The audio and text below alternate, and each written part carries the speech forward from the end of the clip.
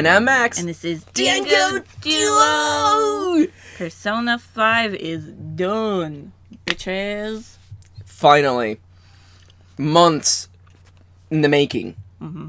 You will finally know what we think about this game. We have 100%ed Persona 5, The Phantom Pain. And if you need proof, go to Max's Twitter. Yeah, I'll have it on the... It might even be on the freaking thumbnail. We have gotten every achievement, every persona, completed every social link, every request, defeated the secret boss, Completed the game twice. set up a nice little Green Reaper farm, you know. We inherited from our grandpa, and the harvest was real good this year, kids. We have romanced everyone, and seen the repercussions of it. We have seen everything there is to do in this game, to the extent that I, as someone who I'm terrible at finishing things, I'm feeling that wonderful sense of completion of like, yeah, We did it. I don't have to worry about, oh, I never did that. That game is done. Yep. And that feels great. There's like tiny things we never did, but like they're so small. Like what? Go to the gym? Well, I mean, we didn't get like Shinya's little event to get his gift. Yeah. It's like little tiny things. That's so complicated though. Like I feel like the timing on that is crazy. Yeah. It's the little things, but it's fine. But it's not even that big of a deal. No. Hey there! This is gonna have big spoilers. Yeah. Big spoilers for big boys and girls and NB people like me. Big spoilers. If you want the unspoilery version, we love this game. Yep. It was a fucking It was blast. amazing. This is the RPG that's gonna make all the RPGs look bad for decades. We played for about 170 hours. Yep. That's 2 playthroughs. Two completed playthroughs. Yep. We got all the achievements like at hour like 168, Yeah. and then we just kept playing to finish the game, get to the ending one more time. Yep. It's completed. It's absolute. It's the best $60 we didn't spend. That's fair. Thank you again. Yeah. Lemonsy. Lemonsy. Yes. Yeah, thank you so much. That was crazy. That We had was a crazy blast. value. Yeah. No, we had a lot of fun, and it's a great game. And if you have a PS3 or 4, yeah, you should play it. I forgot it was on PS3. Apparently, it sold a fuck ton on PS3. Makes sense. It's one of the newest. It's one of the only things to come out for PS3 in a while. So except for sports games. I'm excited for someday maybe LPing it on the channel. And I'm excited for when they re-release the game. Yeah, I mean they already have the Ultimate Edition now. But it's just DLC stuff. It's just all bundled, yeah. Yeah, and I thought it was only for Australia, but I forget. I don't know. It's coming out. Yeah, I think. that's coming out. But I'm gonna wait for the Persona 5 Heartbreakers edition. Apocalypse. Yeah, Persona 5 the Golden. Yep. Persona 5 FES. Yep. Yeah, Exactly. Persona 5 SIF. It's Sif. Hey there, everybody. The spoilers are gonna begin now. This is gonna be a long video.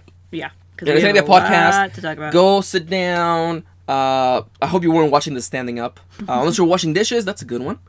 Go out for your walk. Walk your cat with your dog. Walk your personal snake. Your Komodo dragon. Yeah, your Komodo dragon. That's a joke from somewhere. I know I stole it, Okay. but I just don't remember where. I don't mind Kenny and I Snacking on snacking because we're gonna need thanks, babe. We're gonna need a lot of energy to get through this. So, Kitty, what's the first point on the? Is it this one or this one? Well, I mean, now that we're in the spoilers, is there anything you want to say? Our overall thoughts of the game. Yep. I really. Excuse me. We'll talk about this more later, but I really like the ending. Yep. The ending is really sweet. I guess if I must do like big overarching things, the writing in this game is very good. It only falters in the middle. It really literally only falters in the middle. You can tell the points where either someone else was writing or they didn't revise us hard enough. Because the writing really falters in the middle at 2 particular points, especially regarding Futaba and Akechi. And, like, it just stumbles in the most weak way possible, where I'm like, I know, like, it felt slightly lazy. It's like, oh, we don't want to draw out the whole reveal of Alibaba for another 10 minutes. And I'm like, but it just feels cheap. And then Makoto suddenly learns things she wouldn't know otherwise. It felt lazy. Yeah. But those are 2 low points in an otherwise amazing and Really solid very well game. told story. There's another possible low point, but we'll talk about that when we get to that character. Well, who? Akechi. Oh, yeah. I thought you were talking about the best moment in the game. The best, whoever was playtesting this game didn't freaking check. There's two moments of that happening where the dialogue and the text do not match up. Do not match up. Before the It's infuriating because it's close but not the same. Yeah, I know. It's completely like someone had the transcript and the script, and those two are not the same. They're not the same. Yeah, it's infuriating. Yeah, and like it's literally like it's the dialogue you get after you beat the secret boss. I don't understand That's how one the of them. playtesters. I forget what the other one was. I thought it was the only one. No, there was two. I just forget. The other one was in their first playthrough, so I've forgotten it by now. Huh.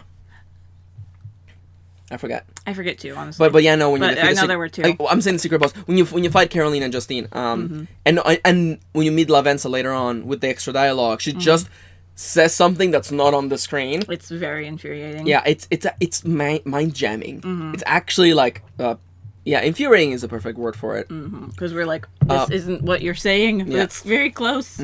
General thoughts in the game. This game is stylish as fuck. It's the most beautiful like, RPG. So stylized, like everything fits in its own theme. And it's very well formatted. Like if you've been watching a Persona 3 LP, you realize that like my brain has been programmed for playing Persona 5. Yeah. So going to Persona 3, I'm like, I have to select Everything menus. Feels very backwards. It feels really backwards. I'm like, I have to pick things from a menu instead of just using the face buttons. It's so genius. Yeah. That for the battle, just use the face buttons. Makes Triangle sense. for Persona, circle for defend, X for just a regular attack, and square for fucking items. It's so smart. It's supposed to select with the D-pad. Yeah.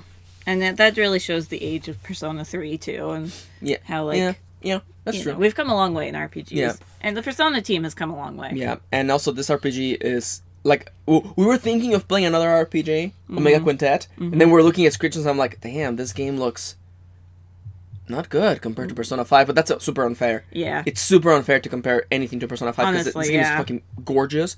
The aesthetic, hard red, hard blacks, hard grays, and whites is such. It's so good. It's amazing. Like to the extent really like brings it all together. Of course, people are fucking cosplaying the battle menu. It's fucking like it's beautiful, stylized. It's stylish. It was. We had a lot of fun. If anything, my only complaint really is that like I wish there was an option in the game to make battles a little bit faster because like I'm pretty sure that if we like quantify it, we've probably spent like 20 hours just looking at the closing battle sequence where you're showing you like XP blah blah blah. You get, and I'm like, I'm pretty sure there's like hours of us just staring at that because it takes a bit. It feels long, especially when like battles are over in like 10 seconds. Yeah. No, like 3 seconds. Let's be honest here. Yeah. Especially with Makoto with her high crits, just like Crit. crit, all out attack, we're done. Yep. Also, the all out attack sequences are the best. So cool. And the best one is Justine's and Caroline's. It's so good, and it's blue to kind of counteract your red ones. It's so cool. It's the best one, and you can only see it if you fail the secret boss. It's so crazy. Which we did like twice or 3 times. We did. Yeah. Because we didn't know what we were that was doing. a tough fight. That was actually a tough fight, even level 99. Yeah, and we played this game on easy. If anyone out there, we didn't play it on safe or whatever that is, but we did play it on if easy. someone out there feels troubled by that, I'll just remind you that I don't give a shit about your opinion. One, and secondly, like it's literally all number shit. Yeah. Like the enemies just have more HP and you do less damage. And you get less XP and less money, and it's just like that just slows down the gameplay. Exactly. Like I ain't got time to be like stroking nobody's dick about like, oh yeah, I beat hard mode. Oh Yeah. Like no, fuck off. I have a full-time job. Yeah. I don't have time. Yeah, especially when it's literally just numbers. And it's just slower. Yeah, it like I remember like we got all the DLC that was free except for the new difficulty one. I'm like, I have no interest. Like, we don't need that. In playing in nightmare mode. Yeah, fuck I have no interest in that. Now, someone out there may be wondering, is like, but Max, what about games that are different in nature? I'm like, listen, I have played Dark Souls, and I love it. And I love that satisfaction of beating a boss after learning their pattern. That's different, though. That's actual pattern recognition and input skill, I don't know, learning to do things the right way. Neo is the exact same way. It's different from this boss just has, like, a 1.5 times as much HP when you're playing on a difficulty that is higher. Yeah. It's just numbers. It doesn't matter. It's all nonsense. Or the AI is smarter and knows exactly Yeah. what your weaknesses are. Ironically, like, did I tell you that like that happens in Pokemon? Yeah. In Pokemon, especially in Pokemon, Blue and Red and Green, I guess. There's only 2 instances of smart AI. Lorelei, and Lance. Yeah. I don't know if Rival does it. I think Rival also does it too. Maybe. Yeah, that actually can lead to a soft lock. And just really fun quick. Because Lorelei's first Pokemon is a Dewdong with Rest. Yeah. And smart AI in Pokemon means that they will use the move that is stronger against your Pokemon type, regardless of what that move is. So if your opening Pokemon is like a fighting type, it will use Rest. She will use Rest psychic because it's a psychic move, even though it will not do anything against you. So quotation fingers, smart AI. It tries. It tries. And now that we have done the general feelings, let's talk. Should we talk about the pro tag? I guess we should. Not too much, but Pharaoh's Kurosawa. Who in our headcanon is the middle child in the Kurosama family. His big sister Daya and his little sister Wooby. I thought he would be like the eldest, because he's kind of like maybe because Daya's a third year. Well, I think he's a second year. Oh, then yeah, middle child then. The middle child. Yeah, that would make sense. Who gets shunned by his family because he got arrested for a crime he didn't commit. Yeah. And was sent off to Tokyo. Yeah. It makes sense because they're not in, but mute because Love Live Aqua isn't in Tokyo. So it makes sense. It actually totally makes sense. That's our headcanon and we're sticking to it. Yeah, yep. It just melts my heart, the idea that like he would go out and support his sisters. Yeah. And they would support him too in the final battle. In the final battle, Wooby and Daya like standing there. Gamba Wooby. I'm crying. Oh, Yeah. I'm getting Tingles. The pro tag was a nice pro tag. I hope, and it's not gonna happen. I really don't. I wish they played him as a good boy. Yeah, like in we the played anime. him. Yeah, because we played him as a good boy. Yeah, because he didn't do the crimes that he was accused of. Oh, yeah. I'm just a good boy. I'm just a good boy. I do my homework. I do well in my tests.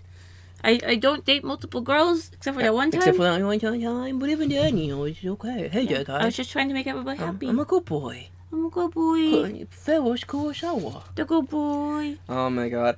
Also, real talk. There could have been a female protag option in this game. It really could have been so seamless. It would have, like, literally, you could have saved all that fucking work. Yeah. By just writing around mentions of gender. Or, like, they do it once. They do it a couple times. So instead of saying, like, that guy or whatever, like, him. you. Yeah, you. Like, you could have had a female protag fucking... And I mean, yeah, it would have been more work for the romance links, but then who freaking gives a shit? Just make them all make everyone romanceable by everyone, and then there you go. Yeah, easy, done. Let me romance the sun. Okay, not like that. Although someone out there, this probably. Oh, I'm sure. But honestly, yeah, I really hope that's what they do for the. Someone in the comments, oh yeah, I really want to date the gun kid.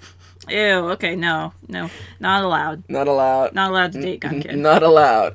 I'm sorry, that social link is not allowed. You know what? Futaba was borderline creepy enough. Futaba was actually borderline creepy. Shinya, not at all. Yeah.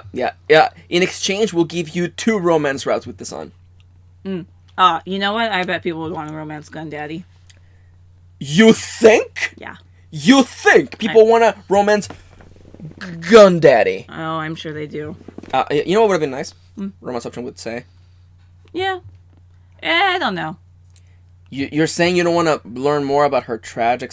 You don't want to soften up that tough, harsh shell I want to know her. why she looks like that in her palace world. It's the only thing I really want to know. Oh, that is the other low point of this fucking game, isn't it? Yeah. You can tell when a guy was doing character designs. And then her boss design, too, where it's just like... Boobies. Yeah, you know what women are, boobies. Right? Boobs. Yep, boobs. So we'll just say this right now, because we're talking about the girls.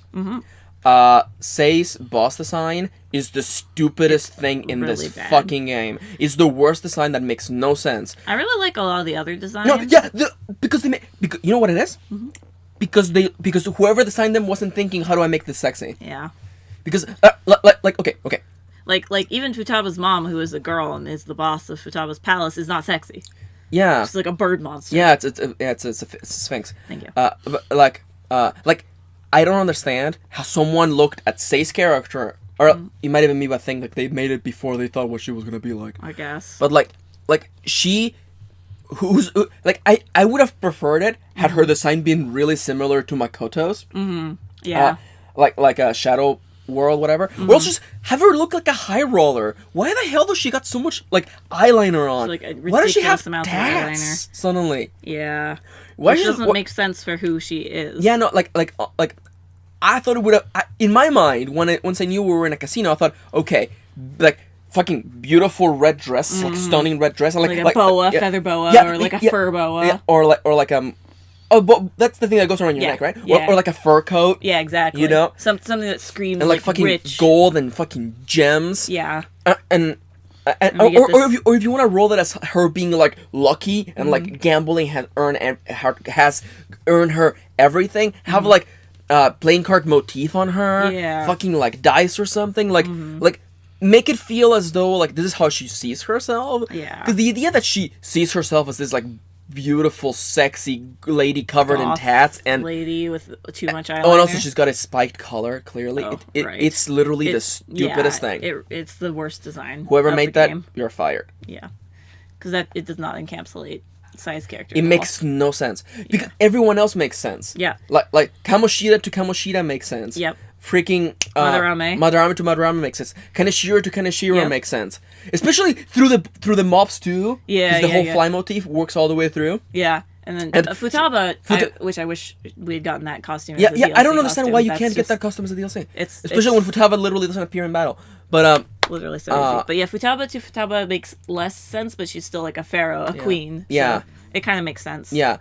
And then Okumura is kind of silly, but it fits his theme. It makes sense. And like Shido to Shido. Yeah, no, that's fucking. It doesn't make sense if you don't know the reference voice actor and the reference, but like it's still like cool. Yeah, but still like the Beast of Human Sacrifice is Yeah. still like that feels like Shin Megami Tensei shit. Yeah, but when we go from side to side, it just doesn't. Why the fuck does she click. look like that? I don't know. It makes no fucking sense. I don't get it. It's bad. And it looks like some guy was like, well, I gotta make her sexy. Obviously. Because she's got, clearly, she's just is there that for eye that candy. fucker from Konami is like, I gotta make her sexy so people can cosplay her. Yeah. Quiet has to be sexy. Mm-hmm. Even though there's it makes no sense for a big, badass soldier sniper girl to literally wearing a thong and a bikini. It makes no sense that her tights are ripped to begin with. No, it makes no sense. Also, she's carrying like stun grenades in her flashbangs in her like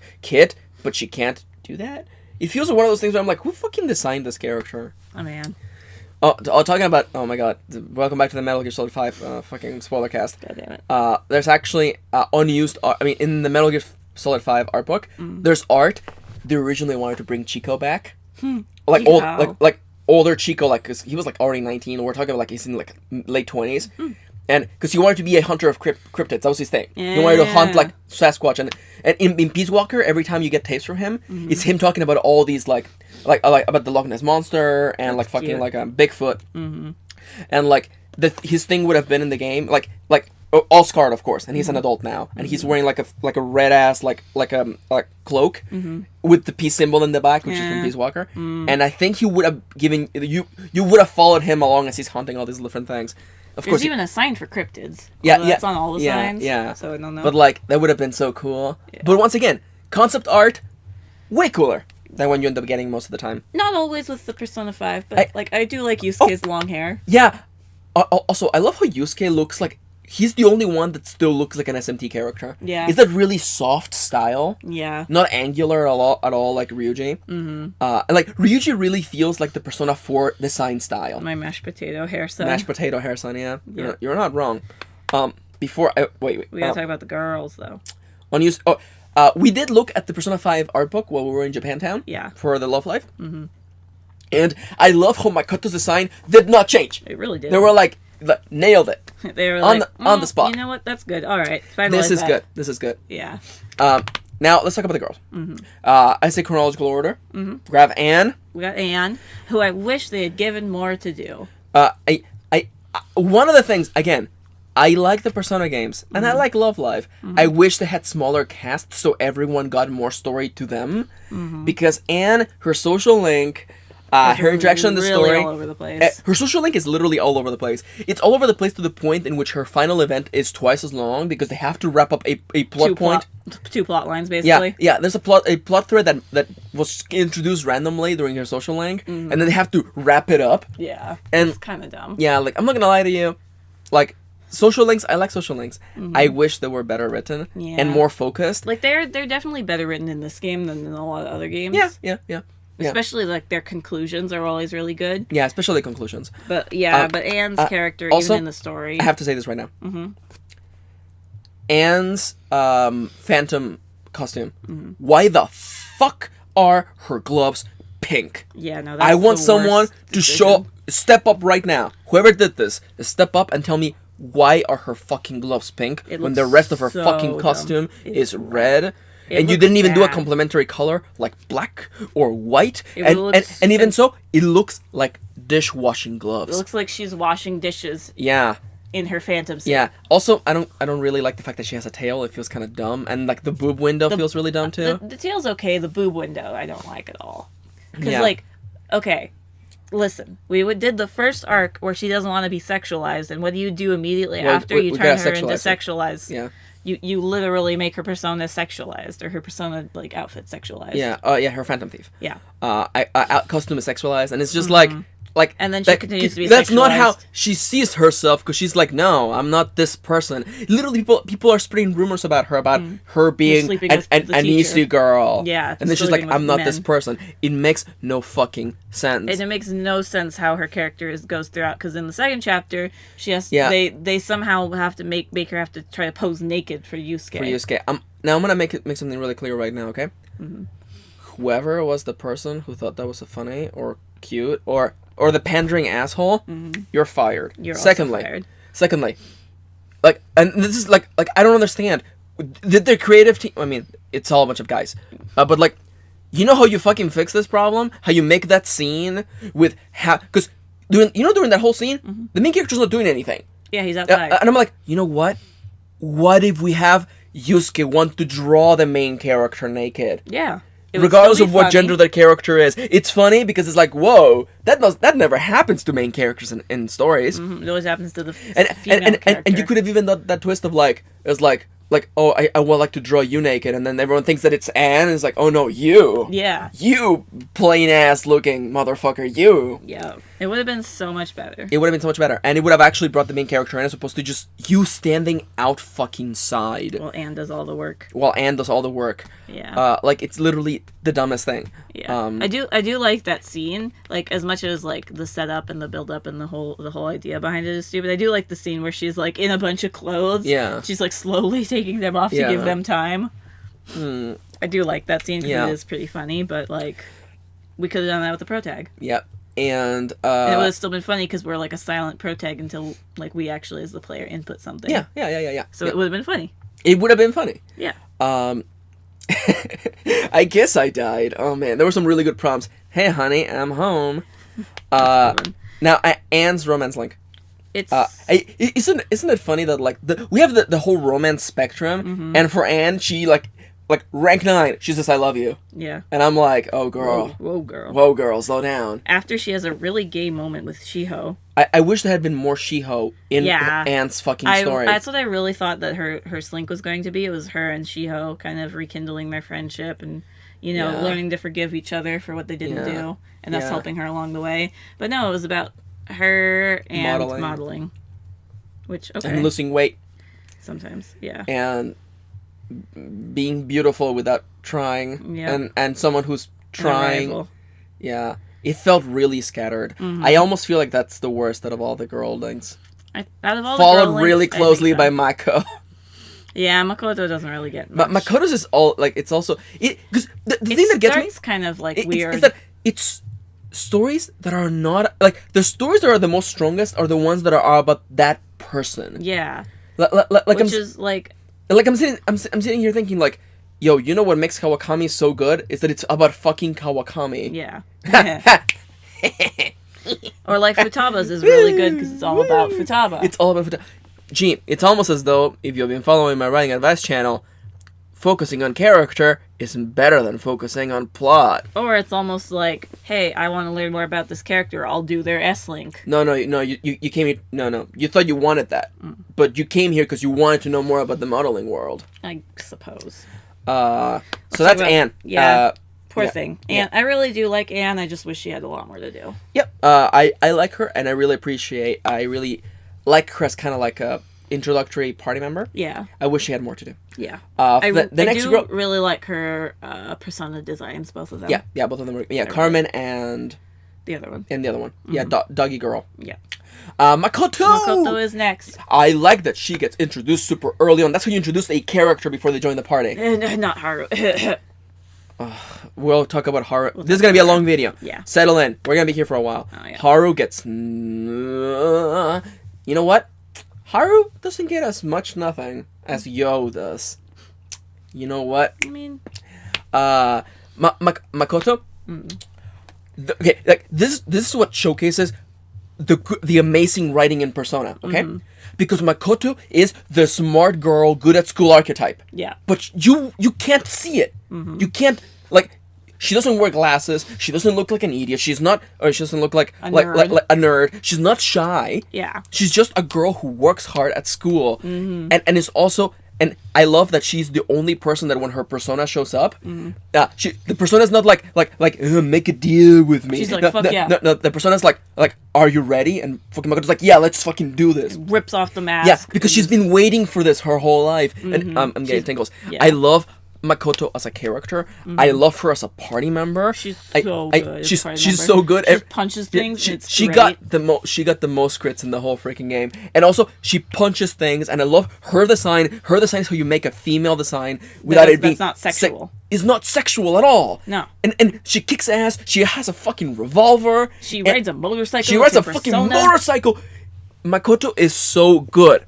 There are two small flaws. Yep. One is, why do we have to give her healing? Yeah. You know, I'm gonna ask you a question right now. She fucking punches things. She gets 2 spells, Freyla and AOE Freyla, and 1 fucking physical ability. Yeah. She gets healing and status effect restoration.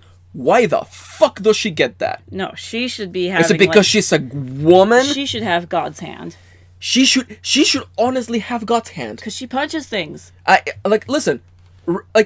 I almost feel that she should have charge and God's hand, because I get someone that was like, well, like Makoto is it's the most balanced second to the pro tag. That's nice, but her skill set is not balanced though. She's about punching things and justice. Yeah.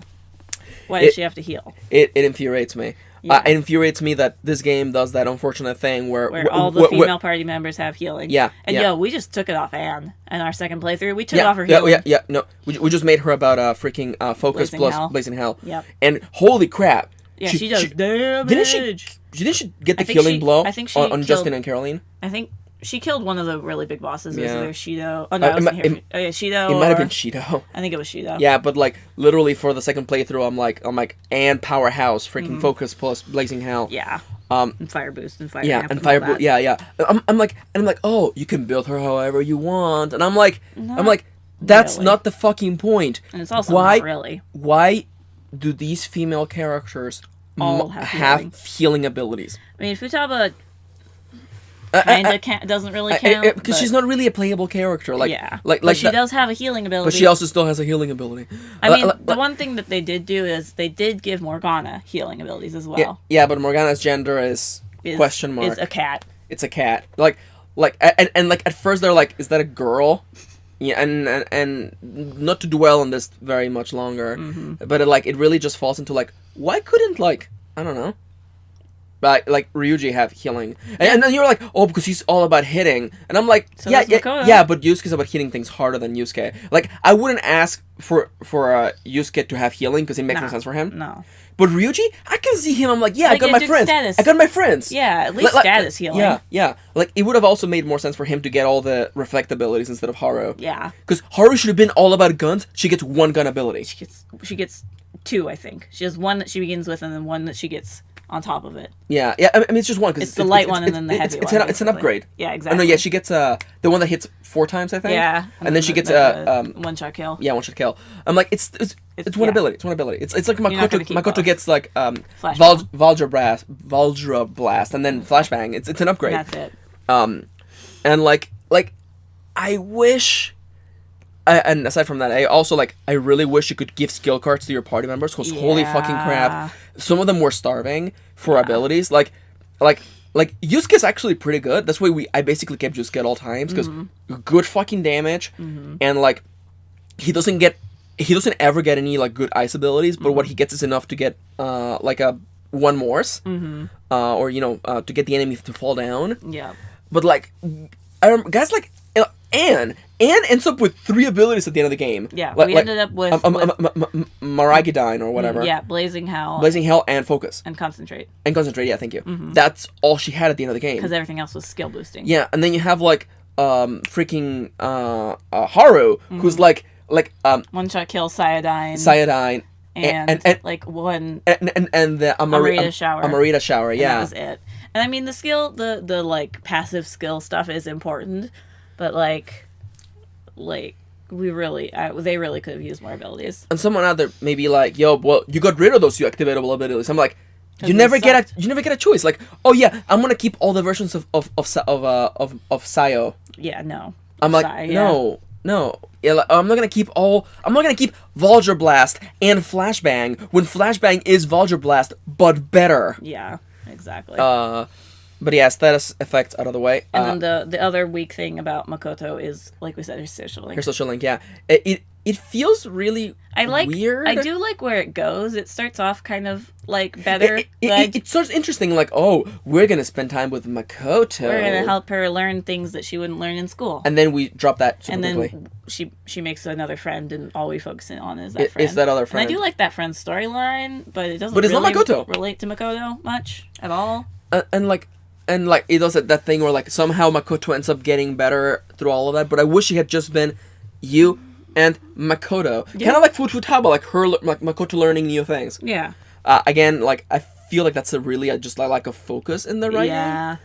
And it really shows for the really, really good social links, which we will talk about soon. But before that, we have to talk about Futabers! Who is a really good social link. I actually really like her. I like Futabers, and I'm just gonna say this right now. Like, how do I... romancing Futaba... It feels a little... No. It feels like taking advantage of someone with mental illness. Yeah. Especially with her, because really adapting to the world around her. I really don't like her romance scene at the end, because she's like stuttering and like very nervous and stuff. Yeah. And it makes me feel uncomfortable, because in her regular scene, she's very confident. She's like, I went to Akiba all on my own, and I looked at a bunch of stuff I wanted to buy, but I didn't buy, and I didn't get scared of crowds. Yeah. I'm not gonna lie to you, we have seen it. I think that when we do an LP, we're not even gonna put Futaba for our romance option, because it's kind of gross. We're like her older brother. It feels so much better. It feels so much better to see her not the romance way. Yeah. Because as you mentioned, she's confident. She's excited. She wants to learn about the world. She has overcome the burdens of her past and emerged stronger. And when you tack on the whole like romance thing, it also feels very like 2 scenes that they smushed together. Yeah, and it also I don't know, it makes the main character look like an ass. It's like, I was doing this just to get that pants. Just to get that puss, Yeah, I will admit that telling Futaba that you love her is a funny scene. That is pretty funny, because she like breaks. She's like stops speaking, and it's just like breaks down. Yeah, but yeah, and like Futaba's thing is really cute. I love that moment with Mishima, where she's like, "That's an NPC," and then you go, "Actually, he's the protagonist." It's like, "What's an NPC?" Yeah, I know, like the. Yeah, Futaba's link is really fun, and it's all about doing her promise list, which is very emotional. Also, I almost wish she was playable. Like, I get Persona has had the Navigator for a while. I'm done with that. Yeah, okay. Real talk. I'm gonna be honest with you right now. Futaba's contribution to fighting and the dungeoneering is so random, it might as well not even be there. Yeah. I can tell you right now. You know that ability she has, that when you kill an enemy, she refreshes all the consumable items? She probably did it a total of like 7 times. Yeah. Over 180 hours, 2 playthroughs, she did it like 8 times. And even then it's like, oh gee. I'd only picked up one treasure from this room. No. She did it as soon as I walked into a room. Yeah. And I'm like, nothing got refreshed. Yeah. Yeah, like I had picked up one treasure, yeah. fought a baddie, and then also it got refreshed. her buffs are just all random. Like Yeah. you can end up getting like the one that gives you everything, or getting SP, or getting healing, and those are nice. But since you can't control them, it doesn't fucking matter what Yeah, they, you what they can't are. rely on them. I wish it had been like in Persona Q, where you actually get a counter, Yeah. and you can spend those points on whatever stat buff you want. Yeah, that would be nice. And I feel that would have been a nice way of getting around, because I know someone out there is like, well, the reason they gave the girls healing is because otherwise you're not gonna have any character with healing in there. I'll just give a boy healing. Just give the boy healing, or B, have more readily available healing items, which there wasn't in this game. Oh my god. Or also grind. have Futaba serve as the sort of like overlord kind of person you could directly control. Yeah. That would have been way better. Yeah, and I like what they tried to do at the beginning of the game before we had a dedicated navigator, or is Morgana. Yeah. And Morgana was a playable party member and was trying to help navigate. Yeah. But Ooh, looking good, Joker. But then Futaba came, and we had to have a dedicated navigator. I almost kind of dislike the fact that it takes like fucking 4 dungeons to get Futaba. Yeah. Cause it feels like it just tosses Morgana to the side, literally in the plot as well. Really well. At least they kind of address it. They do address it, and we're gonna talk about that in a moment. Oh, this is gonna be a long ass video. Oh my lord, yes. We may have to take a break in the middle of it. That's fair. But we'll get there.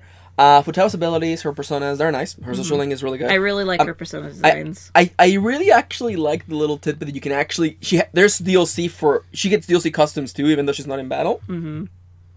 It's cute. Her Christmas outfit is really dumb. It's so cute. And you can actually equip her items, and I didn't realize literally until we finished the second playthrough that I'm like, oh, you give her the luck charm, so her thing triggers more often. Mm-hmm. Also, Futaba's more useful ability is when she can map out a floor for you in Mementos. She doesn't ever do it as often enough as it could be. Yeah. And I don't think she does it for floors you have never been to. I think she does. When I did the final run through Mementos.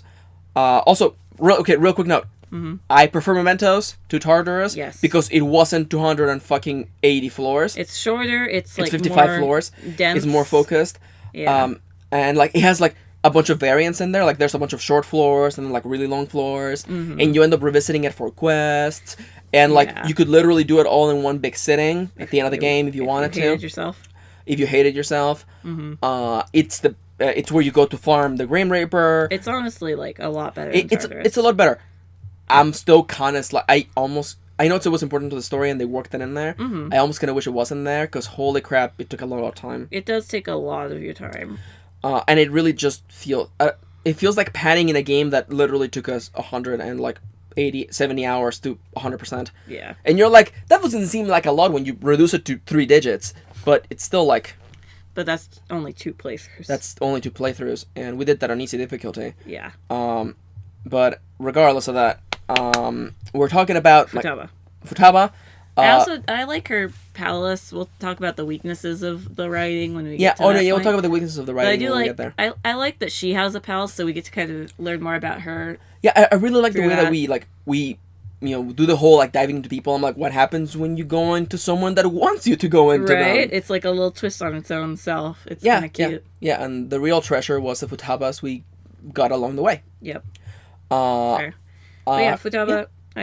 Her social link is probably one of my favorites. Mm-hmm. Yep. The next girl in the list is the final girl. That's my final main party member. Main party girl. Oh fuck, we're doing all the dating girls. Oof. You may want to. Oh, you have the social links up. Don't worry. Haru. Okay, real talk.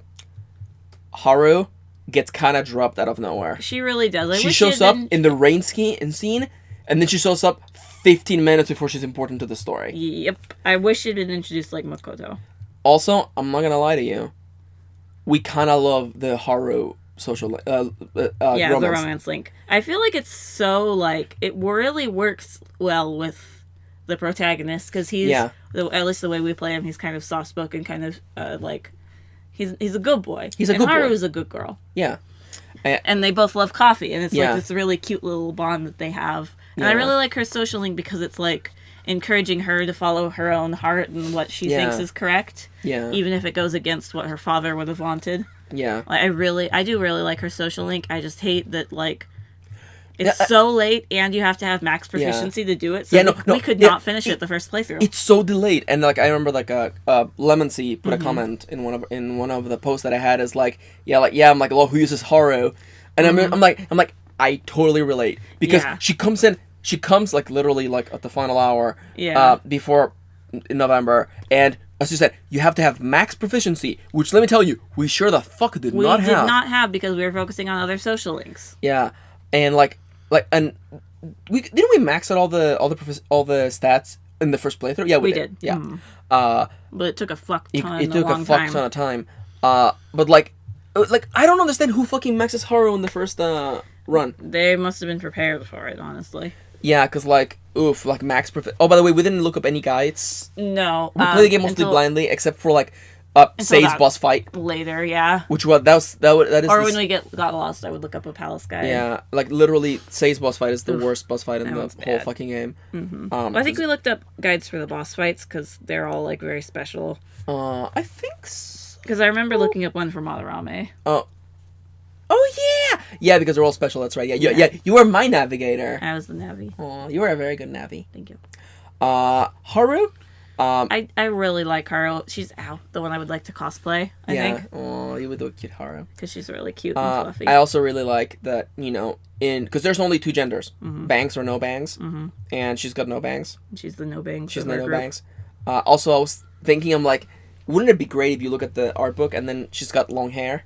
Same hairstyle, but long hair. Yeah, long poofy hair. Long poofy hair. Long fluffy. Fluffy. I also love her personas. Yeah, I know. Yeah, her personas are really good. I can't remember the second one. The second one is the skull. Less good than the first one, but still good. It makes less sense for the whole gun motif. Yeah. But Milady is really good. So good. I love that persona. Milady. And I also love her being about guns. Yeah. I also. Haru's ultimate weapon looks like such a Final Fantasy weapon that it's great when she's wielding it in her hands. It's pretty. And I love that she wields axes. Yeah. And uses a fucking grenade launcher. It's so good. Also, by the way, in the concept art, Anne was originally supposed to have a crossbow, and that would have been way fucking cooler. Yeah, than a whip. I hate the whip. Than a Uzi or a submachine gun. Oh, yeah, that's fair. Yeah, whip. Yeah, let's not talk about the whip is done. We're done with Anne. Thank you. But yeah, no, I really like Haru. I wish we had dwelled a little bit more on her whole. Your dad died. We kind of killed. We might have killed your dad? Question mark. Oof. Yeah, because she gets over it like real fast. I do like that her social link is kind of dealing with the after effects of her dad dying. It happens off screen. Like I don't think she gets over it quickly, but it happens off screen. And I do also kind of it happens quickly because like we see her when her dad dies, and then like a week later when she's already over it. So that's the part that happens so quick. It feels like. Yeah, and also like we miss a lot of like the foundation of like. Because she wanted to change. So, like, for her, getting a persona was way easier. It wasn't just like, I have to rebel. She's like, oh, no, this is what I have to do. Yeah, this is what I'm going to do. Yeah. Because I'm a thief, a phantom thief. Yeah. Beauty. Yep, the beauty thief. Her social I also love that concept for her design, the, like, beauty thief. It feels so, like, 90s shoujo. Yeah, it's really cute. It's really like good. Also, she has a really good victory. All out attack. Yeah. Ending where she sips tea because she's a lady. Makoto's is still the best one. It's pretty good. It's so good. No, we know who's the best one. Oh, yeah, it's Justine and Caroline. No. Yeah. Game over. No. Which one is it then? Oh, yeah! It's your boy! Your boy. No. Wow, I can't believe you act. Wow. Your boy. Yeah, no, it's so dumb. Akechi's is the best one. Yeah. Akechi's is the best one. It's your boy! Your boy. I'm not gonna lie to you. If he hadn't had that, I don't think I would love Akechi as much. That's fair. Honestly. I don't think I would like him as much if he didn't do that stupid Michael Jackson twirl. And it's like, it's your boy! Your boy did it. I love Akechi. But we'll talk more about Akechi when we get there. He has a whole point, don't worry. Alright, so now we're gonna try to quickly go over the rest of the girls. Yeah, go over the rest of the girls. The first female social link that you get... after Priestess, Empress, Lovers is... You're actually going by Arcana, but that's fine. I am. Fortune. Chihaya. I like her a little. Of course, she does the Japanese thing of like dialects. Yeah, I love that. That's always cute. Did it scroll by itself? Yes, it did. That's weird. Her like she falls into her southern accent. Yeah, it's cute. sometimes. I like this sort of idea of like, oh, I'm a fortune teller, but like people kind of slightly worship me, question mark. Yeah. And I like that. But also people are afraid of me. When she actually helps you out, she's like, she's getting the people in the organization to believe in you. Yeah, I really like and that. That's good. We'll talk about the ending, but that whole scene. That's really good. Yeah, that's also I like her romance is like, just like, yeah, this is nice. I'm down. This is nice. I like, the card said that I should date you, so. Yeah. Like, I do kind of like that, like, most of the adults aren't like, I'm dating a kid. They're like, yeah. The only one is Kawakami. Yeah. Everyone, like, freaking Oya is like, yeah. Hell yeah. Oh, yeah, I'm gonna get all up in this. And who's the other adult that you can date? Oh, Takemi. Yeah, yeah. She's like, okay. Yeah, Takemi's like, yeah. Yeah, I'm down. But yeah, Chihaya... I love her stupid headband. Yeah. She's a really cute design. I like her. I like her dress. Yeah. It's really cute. Mm-hmm. All right. Chihaya's good. She's good. Next up is Takemi, the doctor. Death. She is good. I like her social link. I like her social link a lot. I like her her casual outfit. Yeah, really her cute. casual outfit is so good. It's really cute. I hope people cosplay that a lot. Yeah. Also, I'm not gonna lie to you. You know, Pro Tag works really hard. He's a good boy. She's super out of his league. Yeah. Super out of his league. Let's be real. Like in that romance route, I think she kind of like puts you down nicely like 6 months after. Yeah. Because let's be real. Yeah. Also, powerful lesbian. Powerful lesbian. Yeah, I can see that. Her pan levels are out of this control. world. Yeah. Yeah. You can't stop her. Can't stop her. I do really like that her... I do like it that in this game the social links kind of give you benefits, and hers is really powerful. Yeah. Oh, yeah. Okay. It's crazy that no one thought about this. Social links give you mechanical benefits. Yeah. That give you a reason sense. to seek someone outside of wanting to learn about them and make those personas stronger. Yeah. It's fucking balls that no one thought about this. Yeah. And like things like fucking baton pass that make the game so fucking good. And the reason why fucking no one uses Haru is because you have to have max proficiency to get baton pass. Yeah, you have to have max proficiency and do 2 events to get baton pass. That's not fucking happening in your first playthrough. We did, but I mean, we did, but by then it's fucking it's fucking after Shido. Yeah. Death, pretty good. I like Death a lot. She's cool. Next is our favorite Kawakami. Like, I love her social link. Hers is like one of my favorites. She is one of our favorites, and I know it's a point of contention, and I understand, but she's I love the juxtaposition between the person she presents, the person she is at school, and the person she really is after school, and also and also after the events. Yeah. And I love that social link is about her, and it's a very understandable situation of like this kind of shitty place that she's in. But there's nothing that she can do. She's nothing she can do about stuck. it. Yeah, and there's also the guilt in there. Yeah, you know, because she does feel like she's to blame for what happened. Exactly, and like she was the first non-party member that we finished. Yeah. And like seeing her be like, "Oh, thank you, Phantom Thief," and we're like, "What? She figured it out." And then we're like, everyone figures it out. And then everyone else figures it out because we're not very good at this. Because Ryuji's like, man, it's sure, like, walking down this busy Shibuya street, man, it sure is great being the Phantom Thieves. I mean, that I just love Phantom Thieving. But also, we're so bad, we're like, we gotta help these people. Yeah. And then everything suddenly gets better, and they're like, I want...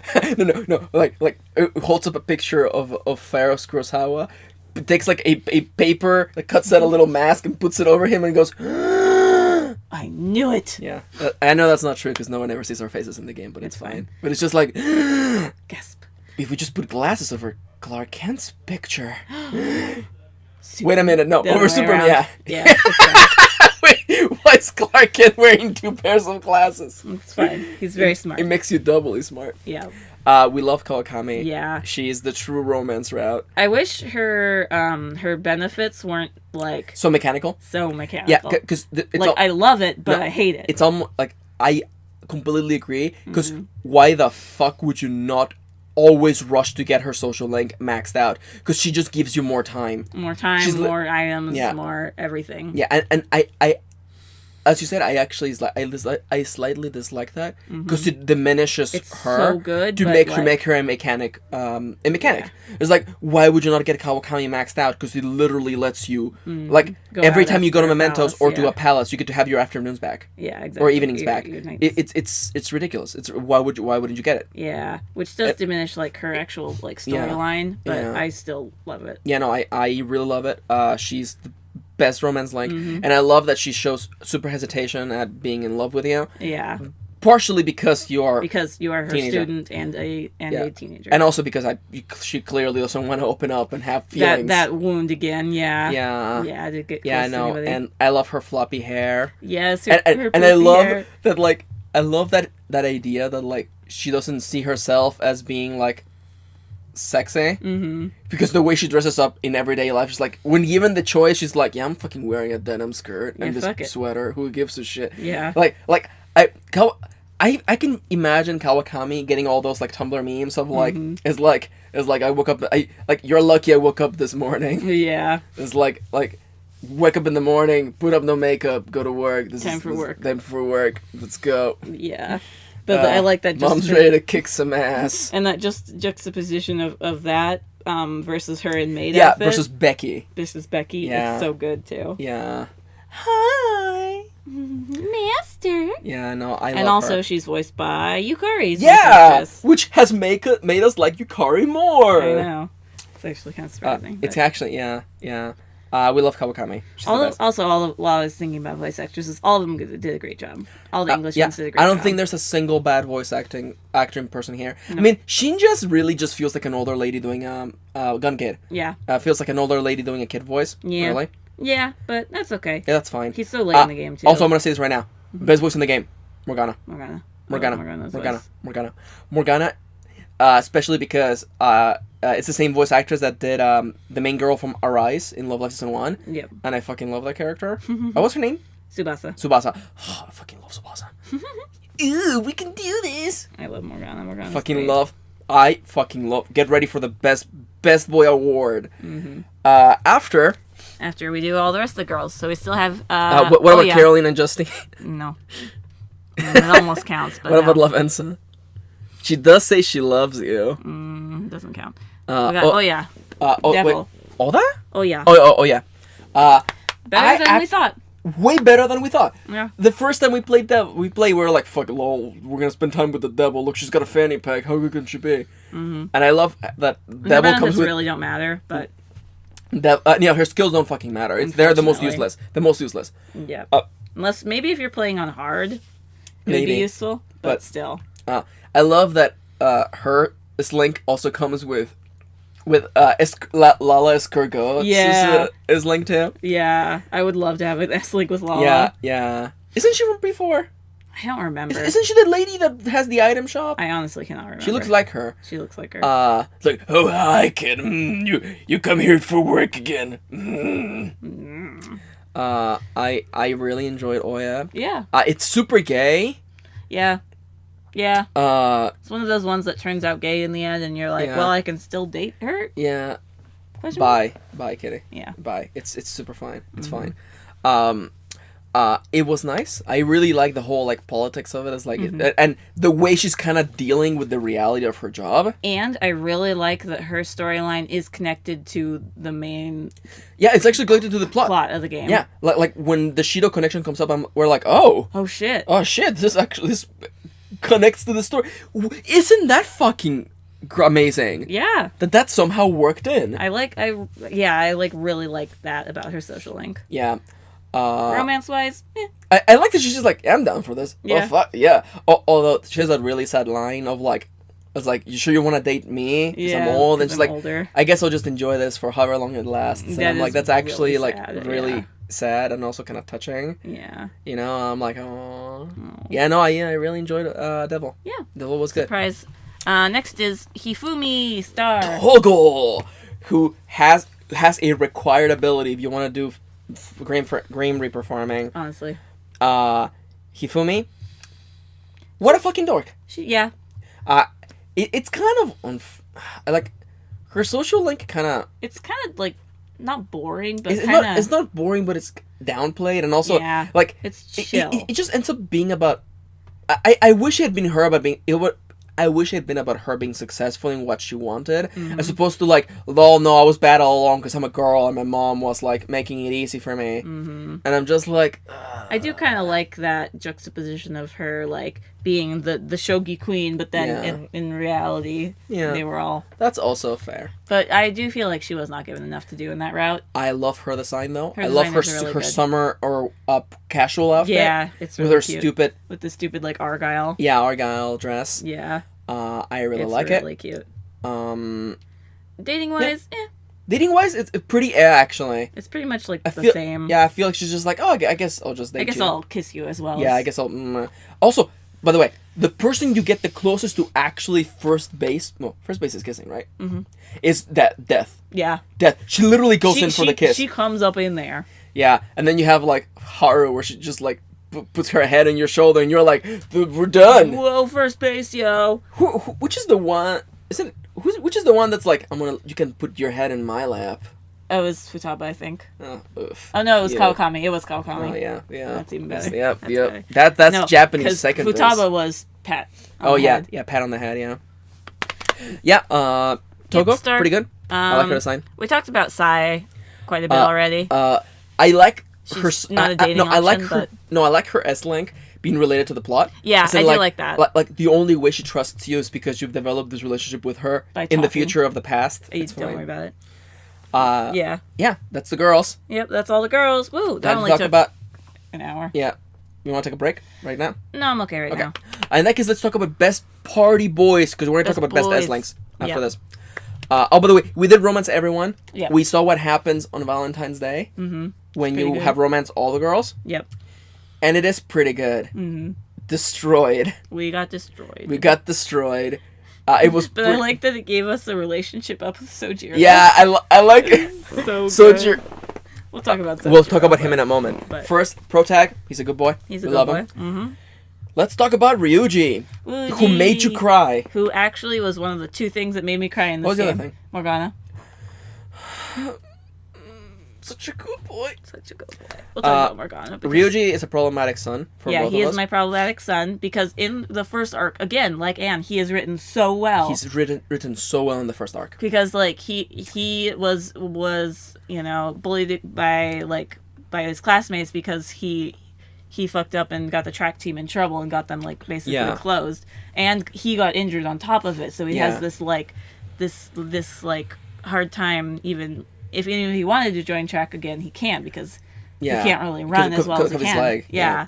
And it's that whole like getting revenge on the guy who screwed you over, like, but also getting revenge for everybody else who's being screwed over. Yeah. And I really love that about Ryuji's first arc. And as soon as that's over, he becomes all about, I want to be famous through the Phantom Thieves. Yeah. We want to get all the girls. And I'm going to tell you something. I understand part of this is because there is so much Ryuji in the game. Mm-hmm. It gets pretty annoying. And there are several parts in the story where we're like, please stop, Ryuji, shut up. You're literally surrounded by people. And then he's like, man, I sure love Phantom Thieving.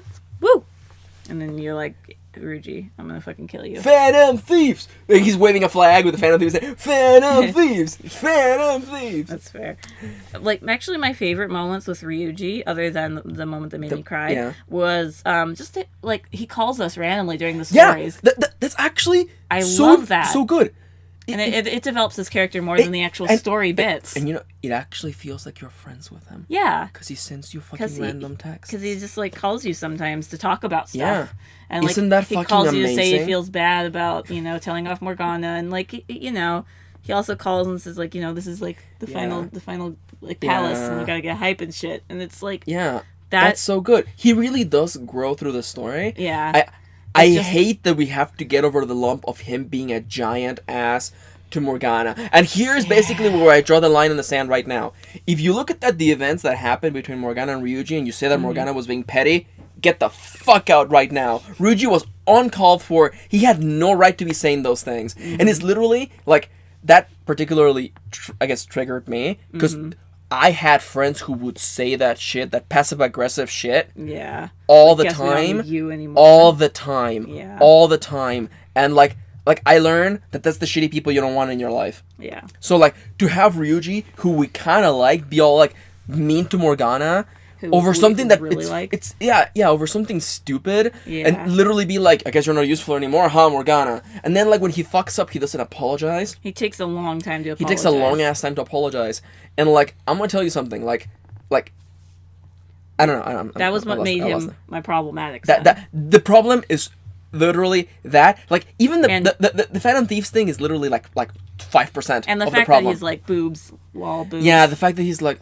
fan serve. He's he's nowhere on the Junpei Yusuke scale. Junpei scale. Yusuke. I don't even remember Yusuke. If Yusuke wanted girls.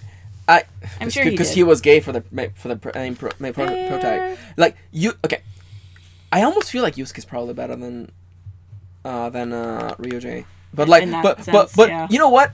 What's the name of Scarf Boy in P3P? Ooh, fuck. What the fuck is his name? Scarf Boy. Yeah. That guy.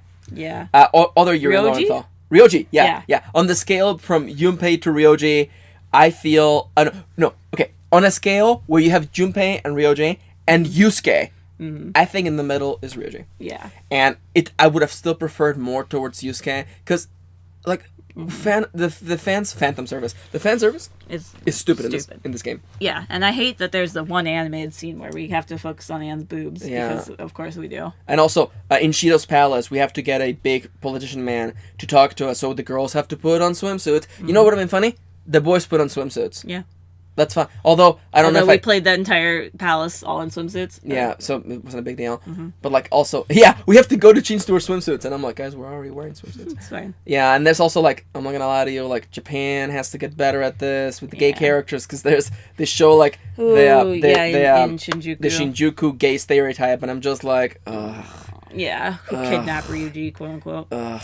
It's bad. Ugh, Japan. Yeah. Ugh, Japan. They're starting to get a little better. At least they have a gay in some games, like Fire Emblem. Yeah. Yeah. Not good enough. It's not good enough, no, but they're starting to get better. Not even passing grade. Try again. No. But and then Ryuji, and then we have the moment at the end of Shido's palace. And let me tell you something. Where the palace shuts down and is like going crazy. Sorry, I thought my PS Vita was on. Oh no. And we have to get the fuck out of here. Mm-hmm. But we gotta get the boat. Yeah, the raft, the life raft. And this is such a good, effective moment. Yeah, because it Ryuji had been built up. Has to run. And do you see him struggling with his leg? Struggling at first. And that fucking kills me. Yeah. And then, he runs, he gets the lifeboat down for everybody. And then people are getting out, and then the ship explodes. And everyone gets out. And everyone drops in the real world and is like, where the fuck is Ryuji? And Kitty was legit crying. Yeah. And I was like, they would not do that to my boy. And I fucking love how he takes like 5 fucking minutes to walk around the corner. Long. And then we laugh because we're happy. And then everyone fucking kills him. And then the girls fucking kill him at that moment. He's just lying on the ground. And it's like, shall we go? He's on the ground. That's my favorite. I know we just said it in like 2 seconds, but that was a very effective moment. That's one of the peaks for me. Yeah, in Ryuji's character. And in Persona 5. And that too, yeah. It's a really strong moment, and it plays with your emotions. That's what storytelling is, though. Yeah. It makes you feel things, and it made us feel things because we thought Ryuji had died. Mm-hmm. It was effective. Sad. It was strong, and it was powerful, and Kitty cried. Mm-hmm. I did. Not as much as the next boy. Wait, shouldn't we say best boy for last? Fuck. Yeah. So we'll just save Akechi for last. No. Well, Akechi has his own point. Yeah, Akechi has his own point in the entire fucking conversation today. We have Yusuke. Yusuke, I love. Mm-hmm. I love how, because you have tropes in these kind of games. You have the smart character, the happy-go-lucky character, the girl, the shy girl. Yusuke, he's the pretty art boy. Mm-hmm.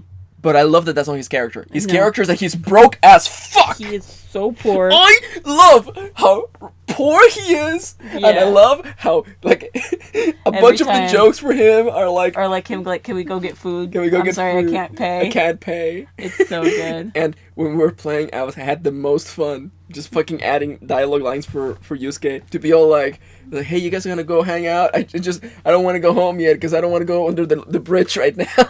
It's raining. I don't want to go back to my cardboard box under the bridge. He's so poor. So poor. But I also I really like Madarame's palace because it gives a lot of character to Yusuke. Yeah. Like, the whole Sayuri thing is, it kills me. The whole what? Sayuri. Oh, yeah. No, that palace is a really... outside of the whole we gotta paint Anne naked, outside of forgetting what Anne's character was all about, that's a really powerful palace, especially for Yusuke. Yeah. Especially because, the whole realization of... Not only... Because I really relate I understand the complex feelings that are going through him, because it's first... Because it's the man who raised him. Who raised you. But it's also the man who murdered your mother, basically. And I like how his feelings evolve as he realizes more and more truth. Like, he was plagiarizing his pupils. He was taking advantage of them. He's selling fake reprints of Sayuri, and later learns that it was his mother's painting, and that's him in the painting. And he blocked out the baby. Yeah. And it's I like that through his social link he learns even more about Madarame, and his feelings change even more. Yeah. I like his social link, except for the guy who suddenly has a heel turn. He's like, I was an asshole to you on purpose to make you a better artist. And I'm like, that feels like someone decided to change your character at the last minute. Forgot what your character was. Yeah. I really like him giving you the painting. Yeah. The humanity. No, both actually. Despair. Yeah. Hope and Despair. Yeah. No, Hope and Desire. Yeah. He gives you that. His social link is really good. Yeah. We had him in the party pretty much 90% of the time. His physical abilities were awesome. Yeah. And I like that his second persona is just the fucking nameless king from Dark Souls 3. That's a joke for 2 people love you. It's fine. His benefits or his power is not. We never made a single cart. We did once. We never the tutorial. Yeah, I think it was. We never once copied cards because we hardly ever used cards. The only time we used cards was for abilities that we really wanted, or I want to give Sataniel God Hand, or literally. We need to put high counter on fucking on Seth. This thing. So yeah, on Seth. Yeah, was it Seth? I think it was Seth. Motherfucking dragons. Fucking dragon. But yeah, I do really like Yusuke. No, Yusuke was really good. I like his character throughout the palace and his slink. And then I love he's just so poor. He can't even afford the train sometimes. Yeah, he's so good. It's just so poor. I love him. Poor thing. Next up, excuse me. We're doing Party Boys. So yeah, it's Morgana's, isn't it? It is Morgana. Morgana's best boy. Best boy. Morgana is without question the best boy. He's our favorite. He is our favorite, not only because he's a cat. That helps. He's voiced by freaking Tsubasa from Our Eyes. She does a fantastic voice, a fantastic job voicing Morgana. Morgana as a party member becomes kind of less useful because he gets very little offensive abilities. Unfortunately, yeah. He's a super designated healer, and that's okay in some fights. I wish he got evade wind. No, evade. He does, thunder. but at the very end. No, he doesn't. Yeah, he does. No. Yes.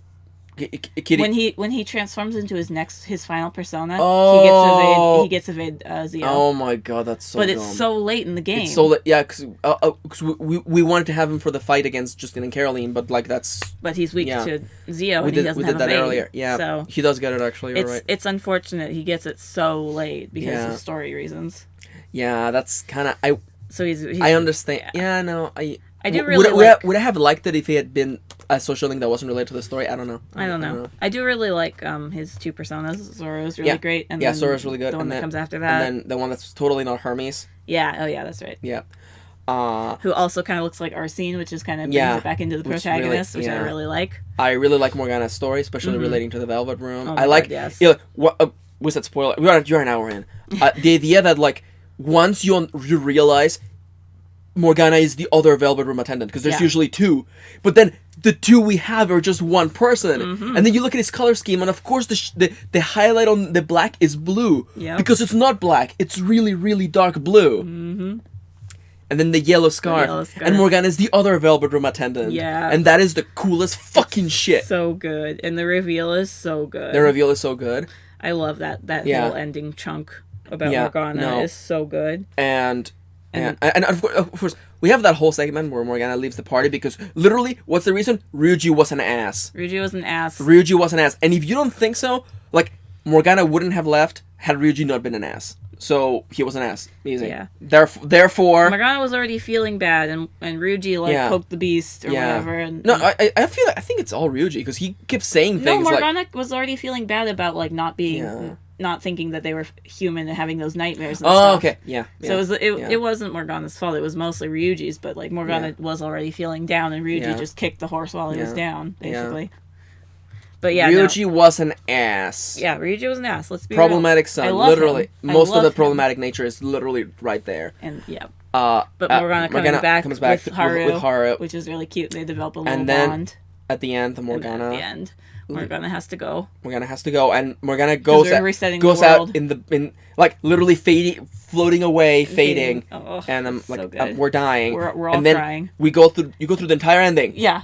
You go through months. Months of everybody's here except Morgana. And then at the ending, Morgana walks through, and it's a cat. And it's a cat. And holy fuck, what a great fucking way to make that work, because the entire game, whenever Morgana is a cat and talking, you see Morgana's regular sprite or Morgana's Phantom World body. Yeah. But at the end, when Morgana comes back, it's just they're a cat. Just a cat. And that tells you they're permanently a cat now. Yeah.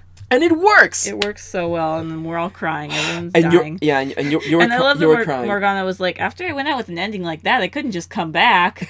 You couldn't come back right away. But they didn't beat him up like Ryuji, because they're like, they're just so happy to see you. Yeah. And then fucking Sujira's like, is that fucking cat talking again? And fucking... I love that tweet that was going around of like, when you're talking to Morgana, you're all meowing. Yeah, I love that comic. Meow, meow, meow. And I love that Ryuji... Did somebody say pancakes? I love that Ryuji is like when Ryuji's fighting with Morgana, people outside, it's just like Ryuji's fighting with a cat. Yeah. It's so good. That's so good. I love that image. Meow, meow, meow, meow. Morgana's the best boy. Should we skip the last party member and go through this? We're gonna skip Akechi because we're gonna talk about the rest of the social links now. And we should finish the social links and then we'll go into Palaces and Akechi. So the rest of the slinks we've got. First up, let's just fucking go over with Fool. I love. What a great fucking plot twist, huh? Yeah, I love that we were the fool. I love that you pointed that out all along. The player was the fool. Yeah. It wasn't Igor. It wasn't because that wasn't fucking. I love that one of my followers was like, yeah, no, when you guys mentioned Igor's voice change, like I was like, better not say nothing. Because we were very unhappy. Yeah, we were unhappy because when you first meet Igor in Persona 5, he has this deep and deep voice. And welcome to the Velvet Room. And so we just thought, they changed his voice actor. That sucks. Yeah, that sucks. But then you learn later on that's not Igor. That's not Igor. Igor was really the friends we made along the way. Yeah. No. That guy was Yalbagoth, the god of desire. And was trapped in a closet, and we freed him. And then when Igor comes back, he's like, welcome to the Velvet. And we're like, yes! It's not the exact voice that he had before, because it is that same voice actor who does fantastic at doing the dark voice and the Igor voice. Yeah, I know. Yeah. But it still is more reminiscent of the Igor voice, so it makes so much sense. It goes back to that. I love they got around that plot twist by having that voice actor do both voices. Yeah, exactly. Welcome to this is a place between mind and matter. And we should have known, because he never says that. Yeah, he never said that at the beginning. Mm-hmm. And also, another really quick note is that when Igor first shows up, he says, "This is my Velvet Room," and the real Igor would never say that because it is not. Mm-hmm. That is Belgoth? I don't know. The butterfly is Velvet Room. But because of Persona 1 reasons, it's fine. That butterfly is a character, by the way. Yeah. It's not Lavenza, it's a real character. So, like, Igor would never say, it's mine. Igor, Yalbagoth. That final boss fight, really fun. Really cool. It's really fun. I love... super zoomed out, so you can barely see anything. Yeah, you can barely see shit, but it's good. I love that, though. Yeah. And, of course, the final showdown with Sataniel. Oh, fucking great. We'll talk about that in the ending. So now let's go over... is the next one... Coffee Daddy? Yes. Or Near Dad. Also, okay, I know people call him Coffee Daddy or Coffee Dad. The whole playthrough, we call him Near Dad because he's voiced by the same guy who voices the dad in the original Nier. And let me tell you something, he didn't fucking change that voice. That's Nier Dad. He's Nier Dad the whole time. But and as someone who watched a whole LP of Nier, because that game is ancient and I'm never gonna play it, like, it's the same goddamn voice, and it's a fucking treat. Like, if you're somehow watching this because you're like, I would never care for Persona, and you love Nier, you should play this game because you get so much Nier Dad. Yeah, I love his social link. I was not happy with him at the beginning because he was very mean to the protagonist, and I'm like, what the fuck? But you know, but we are a felon or a criminal basically. And from his point of view, it makes sense. Yeah, he's like, I'm not gonna get close to this kid because he's probably just gonna fuck up and be gone already. Yeah. Also, like, I like that his social link is actually locked into the story. Mm-hmm. You have to progress with Futaba to which makes sense because how would you get to know him better if you didn't know that he had a daughter? Yeah, basically. Also, yes, his social link is one of the best, and I love his involvement in the story. I love like what happens when the showdown happens. And, like, he's always there with you. Yeah. And he's always supporting you. And I love that he, like, comes around on that. Yeah, especially at the end where he goes from, like, you better not be getting in trouble in school. So he's like, I'll support you, be careful out there. Be careful out there. Yeah. He really changes. I love the parallel from the beginning to the end. Yeah. Where one of your first scenes with him is sitting in the car when he picks you up. And one of your last scenes with him is sitting in the car picking you up from prison. Yeah. I love that parallel. So good. It's so good, and I love Nier Dad. He's great. Yeah, Sojiro is so good, and he's also one of my favorites. He saves you on Valentine's Day. He saves your butt on Valentine's Day, and then he's also proud of you because you just like romance like 10 girls. Yeah, it's like, I don't know how you did it, but damn. And one of them was Futaba. One of them was my daughter. It's so good. Like, that's the other thing where, like, I don't get dating Futaba because Sojiro's your dad. He becomes your, like, second dad. Yeah, and Futaba is, like, clearly your sister. Yeah. So, I mean, I guess in Japan that's hot, but... God damn it. So that's Sojiro. What's the next male link? That's not a catchphrase. Iwai. Gun Daddy. Okay, so I saw that meme when Dream Daddy Dating Dad Simulator came out, and someone was like, wow, I can't believe, like we got this before... Atlas gave us the chance to date the real Gun Daddy, and I was like, oh, it's because he's kind of like a buff male guy, right? Dude, right? He's a he's a dad. He's actually a dad. No, we did not know until the second playthrough when we finally got around. We actually got around to Gun Daddy to social linking him. Yeah, I really like his. I really like how it's super gay, and secondly, you just become part of that family. Yeah, you get a third dad. Yeah, you get a third dad. Also, by the way, just real quickly, I got kind of teary-eyed thinking at the end. I'm like, the idea of, like, years later, fucking Pharaoh's returns, and it's like Sojiro's there, and like he fucking hugs you and greets you, and it's just like fucking killing me. I know. Oh fuck, so good. But yeah, Gun Daddy's also really good.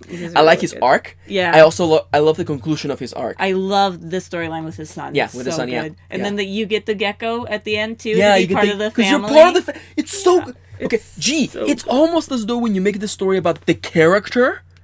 Or the character and fulfilling. You. Yeah. It's I would almost say like Gun Daddy's is like the most fulfilling out of all of them. It's one of my favorites, that's for sure. It's one of my favorites, absolutely, no question. His abilities are like pretty mess. That's why we waited until the second playthrough to do him. Yeah, and even then, like he can't modify the God Revolver, Judge of the Dead that Makoto gets. So what good is he? He can modify a couple of the final.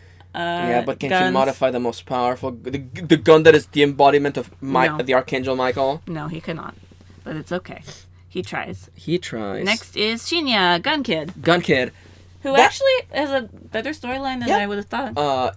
Kitty, I don't want to say she hated Gun Kid. I didn't hate Gun Kid. But she wanted to put a bullet in his head. I did not. And she was like, sometimes you gotta, Max wanted to kill Nathan Prescott. I want to kill Shinya. That is definitely not true. It's true. On the record. No. What record? Read the transcript. No, I just thought he was like kind of a Kitty gets smoked. Kid. Get smoked. I saw this sprite edit where someone put that hat on Futaba, and it makes too much sense. It makes the most sense. Get smoked. I really like that his plotline is about learning to lose. Yeah, and I also like, because he's a stupid kid. Mm-hmm. He's just a dumb little. He's a dumb kid, and he doesn't realize the fact that there's not a war. Yeah. People are just bullying you because your mom is kind of like a really what's the word I'm looking for? I don't want to say a cheap ass, but yeah, that's also fair. Yeah. And it's about learning to lose. The whole pro gamer thing showing up is so out of the blue. Yeah, no, that event doesn't make any sense. Yeah, really? and also the idea that he's got special armor that he's used, it's dumb. It's dumb. It's really dumb. Yeah, that part feels like, we should make a nod to YouTube because, well, fuck you, I guess. I don't know. Or maybe it was a Japanese reference. Maybe. But yeah, it felt really out of place. And the rest of Shinya's arc is really, it's pretty fulfilling. Also, actually. Shinya has like the hardest decoration item to get. Yeah. You have to take him out on a holiday after he's rank 9 or more. After he's rank 9 or more. And it has to be so no one's ever going to get that. I'm sure somebody got it. I wish he wasn't so late in the game, but, I mean, what can you do? Yeah. Next one? Next Get is smoked. Mishima.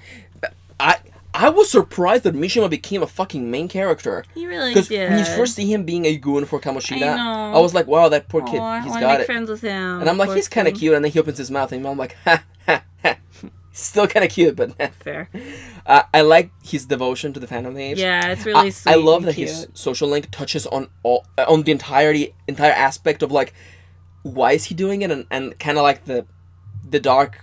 The dark side of it. The dark side of it, because a part of it is him wants to be a hero. He wants the fame, and he wants the fame too. Yeah, and I love that you do not change his heart. No, he changes himself, and he totally thinks that you did. Yeah, he's like, I can't believe you guys changed my heart. And we're like, lol, we didn't do it. Also, I love you can play it. Straight face the whole game where you're like, I'm not the Phantom Thieves. What are you talking about? It's so good. Yeah, I promise I will tell them. Yeah. Oh, I love in the end when Mishima like motivates the crowd at the ending. He goes, "You can do it, Phantom Thieves!" And then it inspires everyone else because he's so passionate and he loves the Phantom Thieves. It's so good. It's so good. His social link is really good too. His social link is really good. And his abilities are really good. His abilities are amazing. I wish that the arc of him like being kind of a bit of an asshole had been a little smoother. Because it kind of comes out of nowhere where he's like, we're going to get this one guy because he's an asshole to this one lady, probably. Yeah. And then it kind of is like, no, I want to be famous. It kind of is a little I feel like they wanted you to play that during that arc where you guys are looking for people to get. Yeah. During the Okumura beginning area. Maybe, But it's still like, it could have used some smoothing with that question. Yeah, it's just a little bumpy, but I still, I also, love Mishima. I love that he makes a documentary and he gives you the notes. He gives you the notes. So that final item everyone gives you is the fucking, like, killer thing for me. I know, it like, we're all dying. Yeah, and I love that Sei gives you her freaking... Her business card. No, she gives you her fucking lawyer badge. No, she gives you I know, but wouldn't it be funny if she did? It would be pretty cute. Also, by the way, headcanon, Sei went to the same school as Mia and Lana. And Lana, yeah, same school. Right? All lesbians. Yep. All the time. All lesbian lawyer school. Yeah. It's the all... Okay, if there was an all-girls lawyer school, you would bet your ass 99% would be lesbians. Yeah, it's run by some people who ran fucking Strawberry Panic. It's true. Yep, exactly. And our final... it's an all-girls Catholic lawyer school. There we go. Our final one before Akechi is Yoshida Toranosuke, or No Good Tora. No Good Tora, the son. Can I just say, what a did not expect. I did not expect. This is up there for me. Yeah, this is one of my favorites too. And I'm getting a little emotional right now, but like I cannot believe, because I know and you can feel it. This social link touches on a lot of like political issues in Japan, but also like it feels very current, and I really love what's his Yoshida. Yeah, Yoshida. I really love Yoshida's like not only his character but his dedication to, and it makes like. And I know, because we live in a culture right now where it's a lot of like received culture, and I get that, and it's understandable, and I totally understand when people are assholes and it's hard to forgive people. Yeah. But seeing from Yoshida's point of view is like, yeah, I fucked up when I was young. Yeah. And I want to. And I'm not going to pin the blame on somebody else. I'm going to like prove myself through my own means and actions. Yeah. And I'm going to show everyone that I'm a good person now. Yeah. And us supporting him along the way. And those beginning events are really heart-wrenching, where people are just like shouting at him. He's like, you're just no good Tora. And it really like, you can see it kind of triggers him. You can see like his shock and like he breaks character. You know, he's doing the talk about the future and all that shit, and he breaks character. And the fact that like where they're kind of, I don't want to say nurturing him, but like helping him develop his, like, this is one of the social links that it makes sense that this is the only way, like. You helping him is him helping you, but you're helping him more than he's helping you. That makes no sense, but it's fine. Like, it's one of those things where I'm like, yeah, I can see how like he succeeded because we helped him. Yeah, because otherwise he does not. Yeah, and like that final event with him, where he's like, he gives the big Phantom Thieves speech. Yeah, that is so good. Yeah, and it's like I'm not really, I'm not here for you. I'm not here to change the world. I'm here to inspire you because you're going to be the ones changing the world. Yeah. And that is so fucking good, and it gives me tingles all over, and it's just It gives so me effective. hope. That is up there for me. Yeah. It's up there for me. Yeah, no, the sun, fitting, a true fitting end to And I do to that card. really like that he kind of comes back later in the story as like, because he could have been part of the political faction that like Shido was part of. Yeah, I really like how that came back around, and I actually like that his storyline is actually locked. Yeah. Like if you don't complete it before the elections, you can't complete it because he fails. Yeah, and we missed it the first time, of course. Because we weren't trying that hard for him because we were like, politician guy. His middle events are kind of boring, unfortunately. It's a bit of a slow burner. It's like it's good at the beginning, and then like the middle's kind of meh, and then the ending is really good. But also getting him is weird because like, you have to talk to him once, then you have to find him at the beef bowl, and then the second time you're working at the beef bowl, then you have to help him twice. Yeah, and then his social link unlocks. It's a little strange. It's a little mechanical. Yeah, it's a little mechanical. And his skills are okay. They're all right. They're pretty good. Can we take a break now? Yes. And then we'll come back and we'll talk about Akechi. Yeah, boy. And some more other stuff. Tag along. Feel free to pause the video and go to the bathroom. I don't know. Or maybe you're in the bathroom right now. That's fair. I watch videos in the bathroom. Yeah, that's fair. All right. Alcohol has been consumed. No, just kidding. This time. Take a shot of water. Stay hydrated, everyone. This is self-care police. Take care of yourself. Yep. Now, catchers. Yeah, boy. Did we just take this a chance to talk about the bad writing in this game? I mean, we've talked a little bit about the bad writing, but let's talk about the bad writing for Akechi, because there are a couple of different instances of bad writing. There's one of great writing, and then there's two of bad writing. So I felt conflicted about Akechi all the way through. Same. Primarily because he shows up on the main menu screen, but he's in not the background. But he's not in the opening movie, which I'm like, is he a secret character you can only get if you do X or Y, or is he someone who leaves the party, or someone who dies? Yeah, is he Shinjiro? Yeah, basically. But Shinjiro's in the fucking opening as this scarf kid. That's fair. But I felt conflicted, and then he's introduced super early on, and I like that. I do like that he's introduced way before you ever get the chance to play him. I almost wish Haru should have got that treatment. Dude, like Haru needed that treatment. And I really like that. Like Akechi, you see him on TV, you meet him at the TV station. You actually get to talk with him and kind of argue, Phantom Thieves politics, and then pancakes. And then he becomes your friend, quote unquote. And then you see him at the train, and he goes to the fucking popping by the cafe. And you Hmm. just kind of like, you just see him more and more as the story progresses. Hey, honey, I'm home. And as that happens, you start developing a social link. Mm-hmm. And the social link, if you look at the screen, it tells you that he has abilities. Yep. And that kind of leads you to believe that he joins the party. Which he does. Mm-hmm. After a kind of like twist of, twist of your arms, like, this will be your final thieving, because this is it. I'm gonna come with you to make sure you do it right. Yeah, this is Rinsei's palace. Mm-hmm. And of course, at the end of the palace, turns out he tricked you. He tricked you good, and he gets you arrested. Just us, though. Just us, yeah. As part of his plan to kind of take out the Phantom Thieves, because all along he was working with Shido, and he's been cleaning out the people who work with Shido, to kind of have Shido's neopolitical reign start with a fresh start. Yeah. And nobody who knew about him using the palace like that. And we kind of missed it along the way, but the worst moment in the story, the worst writing moment in the story, is Akechi's fourth social link event. Yeah. He's sitting at the coffee shop in LeBlanc, and Futaba's there with you. And he literally just sat down. He sits down and he's like, "Oh, what a hard day." Yeah, and literally, not shitting you. No segue. No one says nothing. Futaba doesn't say anything. You don't say anything. Akechi literally looks at you and goes, "Yeah, my mom abandoned me." Did you know my mom abandoned me when I was a kid? Yeah. Left me in an orphanage. Yeah, I wasn't even a wanted child, you know. She just had an affair herself. with this man, and, you know, I was a product of that. And, of course, she didn't want me to slow her down, so, you know, she dumped me. And dumped me on the street, you basically. know? And, like... And then he completely turns and he's like... Oh, this is such a nice cafe or something like that. No. Futaba goes like, what? Yeah. And like, what? Ellipses? And then he's like, oh man, I really love this cafe. It's so nice. And it's never referenced ever again. And you know what that feels like? So that feels like that someone is like, oh, I realized what his plot twist is. I got to introduce it early on. Yeah. Oh, fuck, just throw it here. It literally feels even like a scene between just us. If it was a scene between just like us and Akechi, it would have felt a little more like him opening up to us. Or more personal. But he just kind of like, eh. Also, I really like that meme you retweeted of like, I hope the barista knows that like I've experienced every emotion in the last minute since I ordered this Americano. Yep. And I'm like that is so fitting for the 4th event.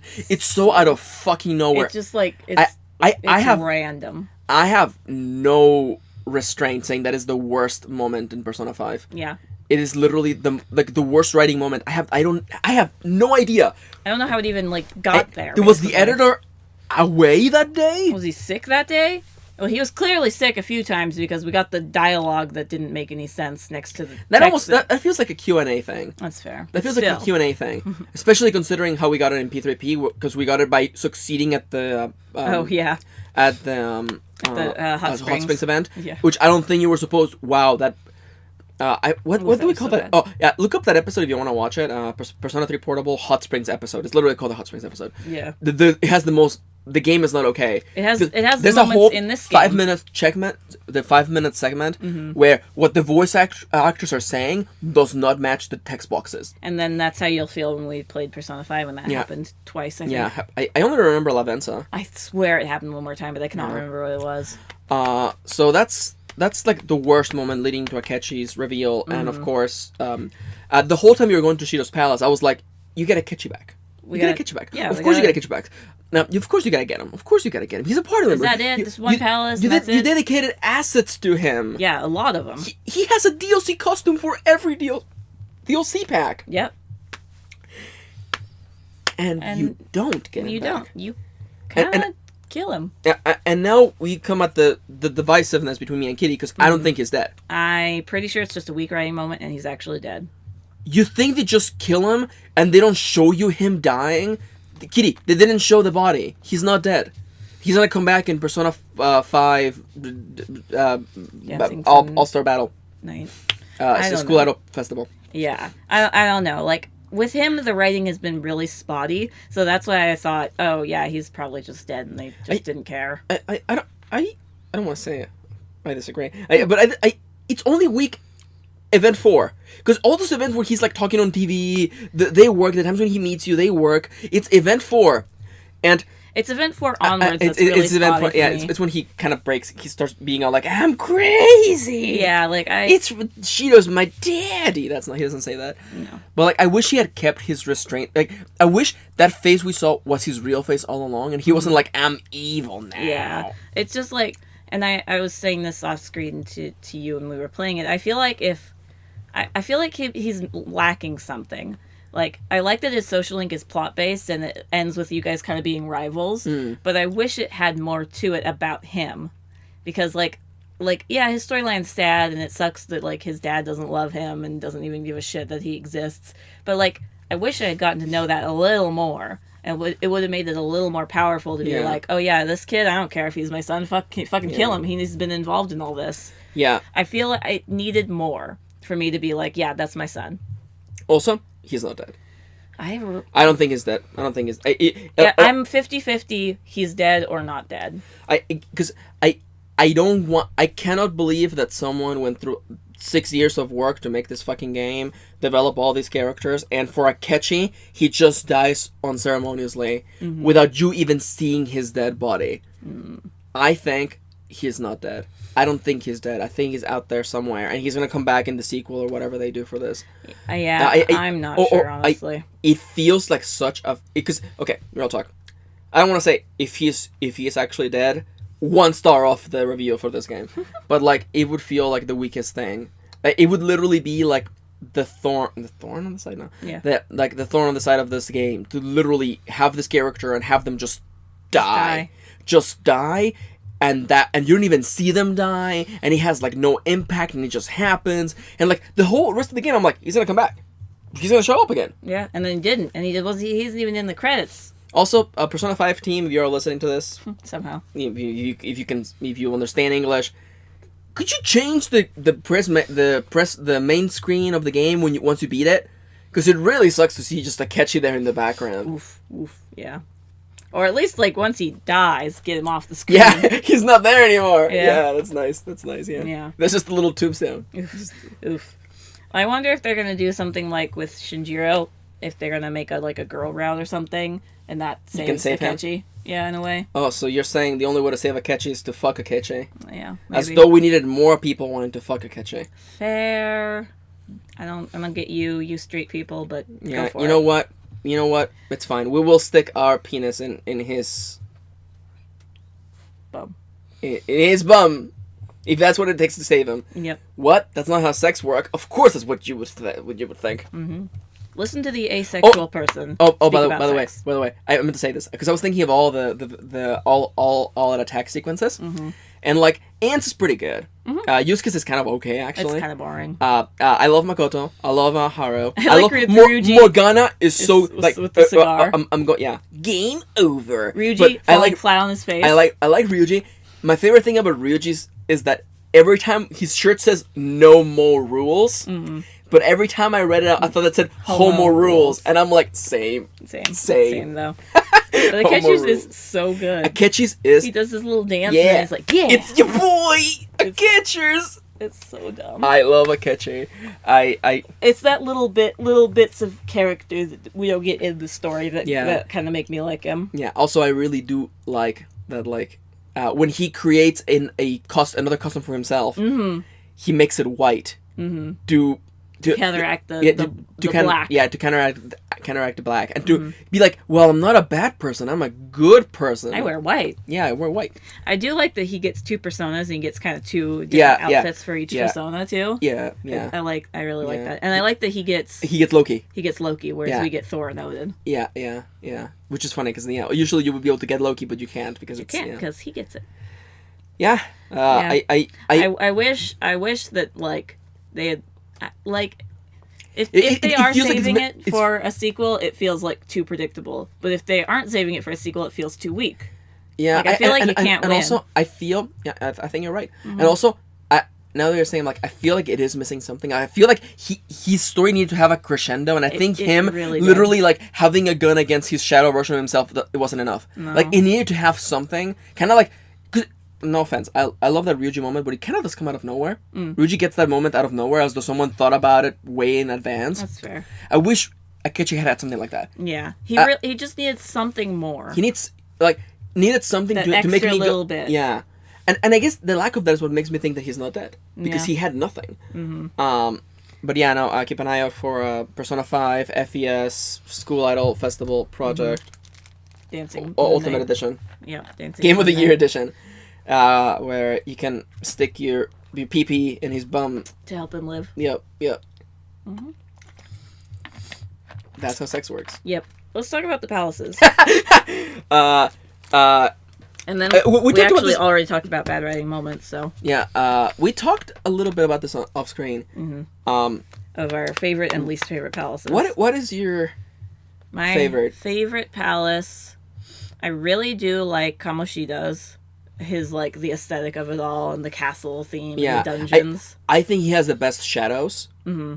Outside of the bunny girls from Say. That's fair. But I like the castle, and they have the Mara's face from Persona 3. Yeah. And, like, I fucking love that shit. I think he had the best ones. And it's a very centralized theme. Like, I love when you start seeing all, like, the statues of literally, like... him in gold. Yeah. No, but also the volleyball girls' bodies. Yeah. Which is just, like, their ass and their tits. Mm-hmm. And it's, like, that's all he sees. Yeah. That's all he sees. But I think my favorite is Madarame's. Madarame's aesthetic is so good. So beautiful. Also, the moment when you walk forward and all the doors open, that's it's the best so good. moment.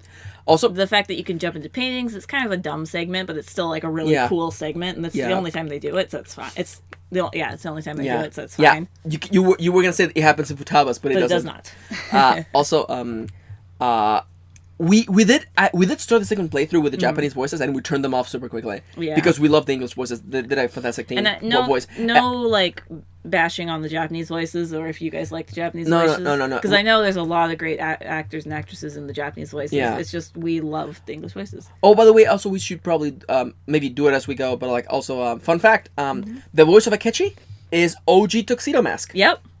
Fun fact. So good. Also, the voice of Igor is actually a voice of guy from Related Stories, who's your Jarvis. Jarvis, yeah. Yeah. Igor is Jarvis. And another fun fact: both Igors are in Radiata Stories. Yeah. The OG Igor and the new Igor are both in Radiata Stories. Yeah. Fun facts. Anyway, fun facts. What's your favorite palace? My favorite palace. Okay. Like Madarame's is my favorite aesthetically, and also it's not super gamey, so that's why I really like it. Yeah, I can tell you my least favorite is actually probably Shido's. Yeah. That mouse segment was cute. The rat segment. The first time. Yeah. And let me tell you, I did it all by myself the second time just because I was doing my overnight. Once I knew what to do, it was better, but it's still so much busy work, and it literally feels like they took the 4 boss fights you have to do and put rack segments in between each single one. Yeah. And it takes so long. Like, I had thought Kanashiro's was long. Yeah. But, like, when we actually went through it again, it wasn't too bad. Yeah. But, like, no, Shido's is fucking long. I'm gonna say this right now. Shido's palace is the only palace that fucks with the player, because it forces the player to do something they wouldn't do otherwise. Because in order to get the next, go to this area thing, you have to go through a door that you wouldn't go through because you have already been to that place. Yeah. And I remember because I did it twice. I did it in the first playthrough because I was like, oh, we're back at the first floor. Okay, I must have done something wrong. And then I did it in the second time because I'm like, why am I back at the first floor? I've already been here. And then it's like, oh no, you have to go through that fucking door that you've been through before. And that triggers the next event. But then you can go to another door. Dumb. I love Shido's fight.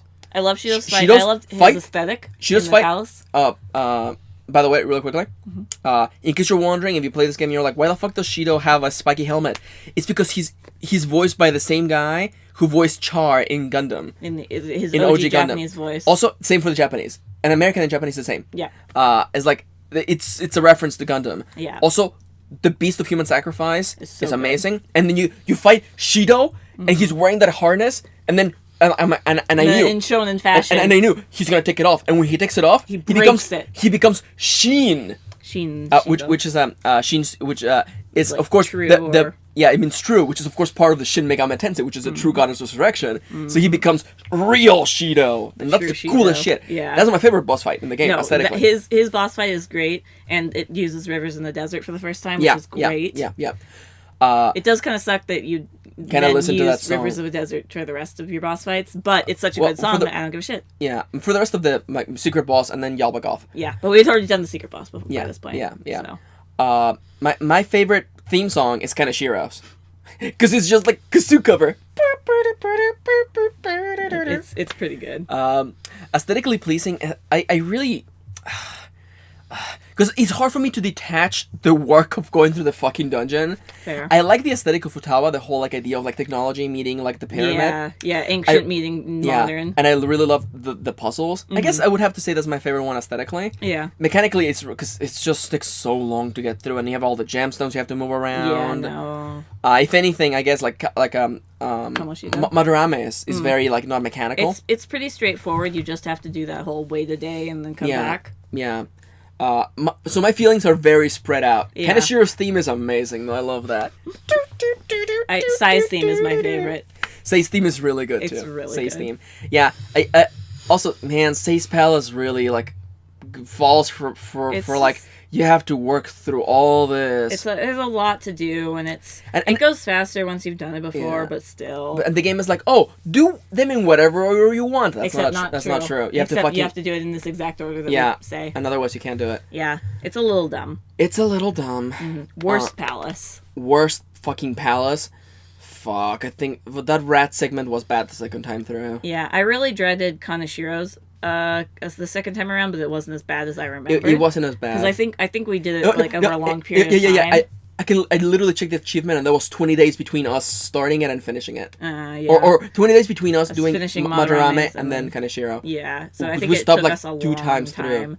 But yeah, no, it wasn't actually as bad. So probably Shido's is the worst, even though I wasn't even here for the second playthrough of it. And like even like the final Mementos run, like the puzzle is pretty simple. It's kind of cool. Like once it felt long the first time, but again knowing it the second time. Yeah. And it's like they hadn't never used those puzzles before, so I was like, okay, we can do the step on the block once and turn it a different color. This is another Pokemon puzzle. Yeah. We've all done.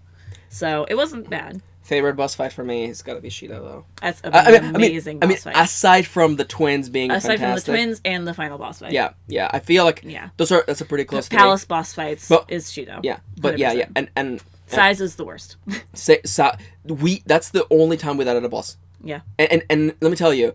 We died about 3 times overall in the game, or 4. I think we died twice to say. One of them was in Kanashiro's Kamoshida's. Kamoshida's palace. I wish those weren't so for a random reason. I don't even know why the fuck we died. It was just random. It was like, and then we were gonna go get a chest, and the enemy popped out of nowhere and ambushed us and killed us because it was our first palace. Yeah.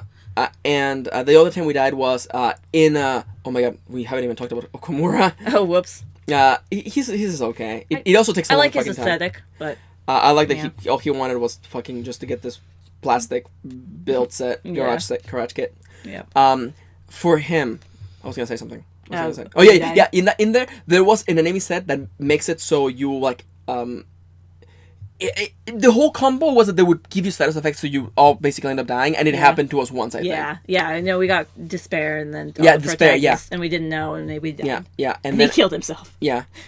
Fun fact: if you have despair after 3 turns, you kill yourself. Yeah, that's how we farmed death. That's how you farmed the Grim Reaper. Mm-hmm. But yeah, no. For the times that we died, it was mostly for size palace. Yeah, we died 3 times on that palace, and honestly, it was all just like her damage is fucking ridiculous. Mm-hmm. Even playing on easy, she just fucking one shots you. I actually also don't like Okumura's palace very much because it feels very long in my brain. That one is very long because that one is very mechanical. You have to go puzzle by puzzle by puzzle. Yeah, and it's and he has like 3 mechanics that it introduces because you have to get the key cards. Yeah. Then you have to do the whole turning off arms, and then you have to do the whole tunnels. Yeah, the space tunnels. It's a little too busy. I think that one is too much. Yeah. That one is literally, you have all these mechanics in the engine. Yeah. What do we do with them? At least they keep introducing new puzzles, whereas with Shido you just run into the same fucking rat puzzles again and again and again and again. Yeah. So Shido's is still worst, but I don't really like Okumura's. Sometimes variety doesn't equate to quality. No. Best boss in the game, Kitty. Because considering basically the biggest 3, Carolyn, Justine, Shido, and Yalbagoth. Best of those 3? Best of those 3. I really do like Yalbagoth's fight. Yeah, it's in the sky. I wish awesome. there had been a remix of Rivers in the Desert for Yalbagoth. That's fair. Like an orchestral choir version of Rivers in the Desert. That would be fucking cool. I love the idea. I love bosses that have multiple parts to them. Yeah. And we have to literally change our the way we're approaching it because he's got this arm now. Yeah, exactly. And that arm is weak to this, or is strong against this, but also this one is strong against the other thing. You know what? I just remembered that Yalbagoth also has a whole. Once you defeat him, all of your social links show up and inspire you. And do you believe in the Phantom Thieves? Oh my god, yes. Yeah, we have to talk about that. The ending is next. So. Okay, so we'll touch on that. But yeah, no, I really do like Yalbagoth. And Carolyn and Justine have the best all-out attack. Yeah, I do also like the build-up to Yalbagoth's fight because you have to fight the Holy Grail twice. Yeah. You fight it the first time and it beats you, and then you fight it again and it's it still kind of beats you. Yeah, you have to cut off its link to the people. Yeah, and then it becomes Yalbagoth. Throws you up into the sky. Fucking Sataniel puts a bullet in that head. Yeah. I think that we disagree that after he has a bullet in his head, the Yalbagoth speaks, and you're like, that's stupid, and I'm like, I like it. No, okay. I said it is stupid, and I understand why people dislike it. Mm-hmm. I don't mind it because Yalbagoth is not a human being. It's a god. And also, who says that's where his brain is? Who says he has a brain? Yeah, no, the idea that, you think it would work to people rules is dumb. Because it's a fucking god creature. Giant fucking god. It's a concept, really, when you think about it. Yeah. You're fighting a concept. Can you kill a concept? We did. And I really love that shot of, it's the hole in his head. Yeah, it's so good, and you zoom out, and you're like, oh, shit. We already talked about the bad writing, unless there's any more you want to bring up. I think we talked about most of it. No, that's it. The only thing we didn't talk about is the Futaba bad writing bit. Which is? Alibaba. Oh, fuck. Yeah, so in Chapter 4, I'll just wait quickly. Because this is like the first really bad moment of writing. Yeah. Is Chapter 2, and then Chapter 4. Yeah. But this is like this is like overtly bad. Objectively, you could have fixed this, you lazy assholes. Yeah, it was literally laziness because you have the introduction of Alibaba, which is whoever, like, this mysterious person who's helping you. And, like, there is an abyss between finding out who Alibaba is or Alibaba and Futaba, and there's no way to find out. You have no clues. And there is a way to find out by asking Sojiro and, like, by phrasing different questions. You could have literally crossed that abyss. But then Makoto just fucking knows. Somehow. Makoto just fucking knows. For no reason. Comes out of fucking nowhere. And she's like, what oh. That's Alibaba. Yeah.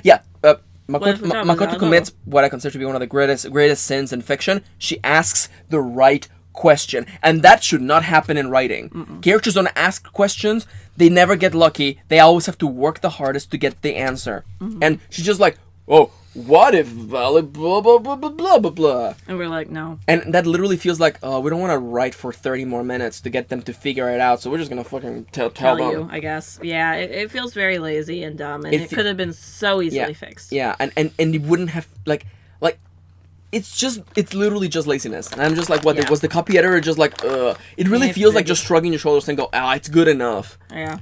And it's good enough. They'll buy it, whatever. Yeah, I'm like, mediocrity is a terrible goal when you spend 6 years making a game. I'm not to say this ruins the game, but it's just it's just a really... It's good, especially, the ending has such good writing. Yeah. And now we're in the ending. I see what you did there. Yeah. The ending has such a good writing, and you can feel, like, the years of reading over this story, making sure that it works. The years of coming up with this ending. Yeah. Those endings are always the hardest. And it's a very good ending. It's a very good ending. All of your social links show up. Everyone who you maxed out shows up, and they inspire you. Let's start in November. Where's the twist? Okay. So the plot twist is, because you've been playing the game in the past the whole time, and you catch up. And the reveal, of course, is that one of your teammates fucking sold you out. Was a traitor the whole time. Yeah, and of course it was Akechi, because it wouldn't be anybody else. Yeah, and Akechi's gonna come to kill you. So you devise this very elaborate plan that, like, I still don't quite understand, but it's fine. Yeah, it makes sense, but I don't want to think about it too much. I don't want to, like, have to explain it to a class or something. Yeah, and we're not gonna explain it here. But through a smart use of the metaverse app, plus using tricking Akechi and using Sai. Yeah, and literally they went to the Millennium Fair and got a doll of the main pro tag, and they just propped them up there. That's a Chrono Trigger joke for like 2 people. That's fine. They had to do that fucking minigame. Ugh, it's so painful. Not that minigame. And then Akechi kills him, and hopefully blood came out of him and not like confetti or something. It was blood, don't worry.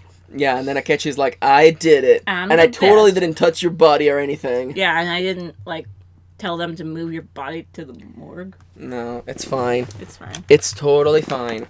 But then, of course, we get the big reveal that we're not dead. Yay! Yeah. It takes a whole anime cutscene to reveal that we're not dead, and at the end, Ryuji smirks, and it's so good. Yeah, it's so good. He's like, "We got him, boys." Yeah, I love that it shows everyone being like, "Oh no!" and hearing the news about like his death. And Haru's like, "No, oh no!" And then her fiance is like, "Oh what? Did your boyfriend die?" Her fiance is like a very strange character that they included, and then they kind of just dropped at the end. It's weird that he has a fucking sprite and a character face model. And a voice. You feel like there was probably more there, but they cut it out. Maybe. That's probably fair, honestly. And then Ryuji's like, "Ha! We got him!" Got him. And so we tricked Akechi in the end, and he killed our metaverse self, but it wasn't our real self, so we're good. Even though I think that kills other people, but... No, it was just a shadow. But killing Okumura killed Okumura. No, see, because that was Okumura's self in in his palace. Oh, okay. That shadow, you could say, was Sei's interpretation. Yeah, which I don't know how that affects your relationship with someone, but it's fine. I don't know. Anyway, but yeah, so we're fine. We gotta do the thing, and we're gonna go fight Shido. And then we live in the shadows for like 2 months. Yeah, it's great. We don't have to go to school because everybody thinks we're dead. So we take care of Shido, and then as everything looks like it's fine, we're like, okay, it's time to go to Mementos and figure out what the hell's going on here. And with Morgana, no, when we see things are like not quite right, like everyone's like, oh yeah, I guess Shido's dead or something. Oh yeah, no, like people are acting weird. Yeah, people are like, well, why isn't Shido? He won. The best president, yeah, Shido for so prime minister. People are not acting as though Shido just literally told them that he fucking killed people and shit. And then they're like, well, Mementos is like literally is the People's Palace. The People's Palace. So let's go check it out. Let's go to the deepest part of Mementos, even though it puts you at floor 1. Yeah, I fucking hate that it makes you go to floor 1, and I'm like, you just leave me at the fucking main menu, ass. Just leave me at the beginning, not floor 1.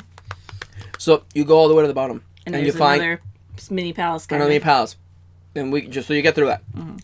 And then you get you first meet. And as you go through that, you get to see all the people you defeated. Yeah, you get to see Kaneshiro and Kamoshida and you get this whole thing of like not Okumura, he's dead.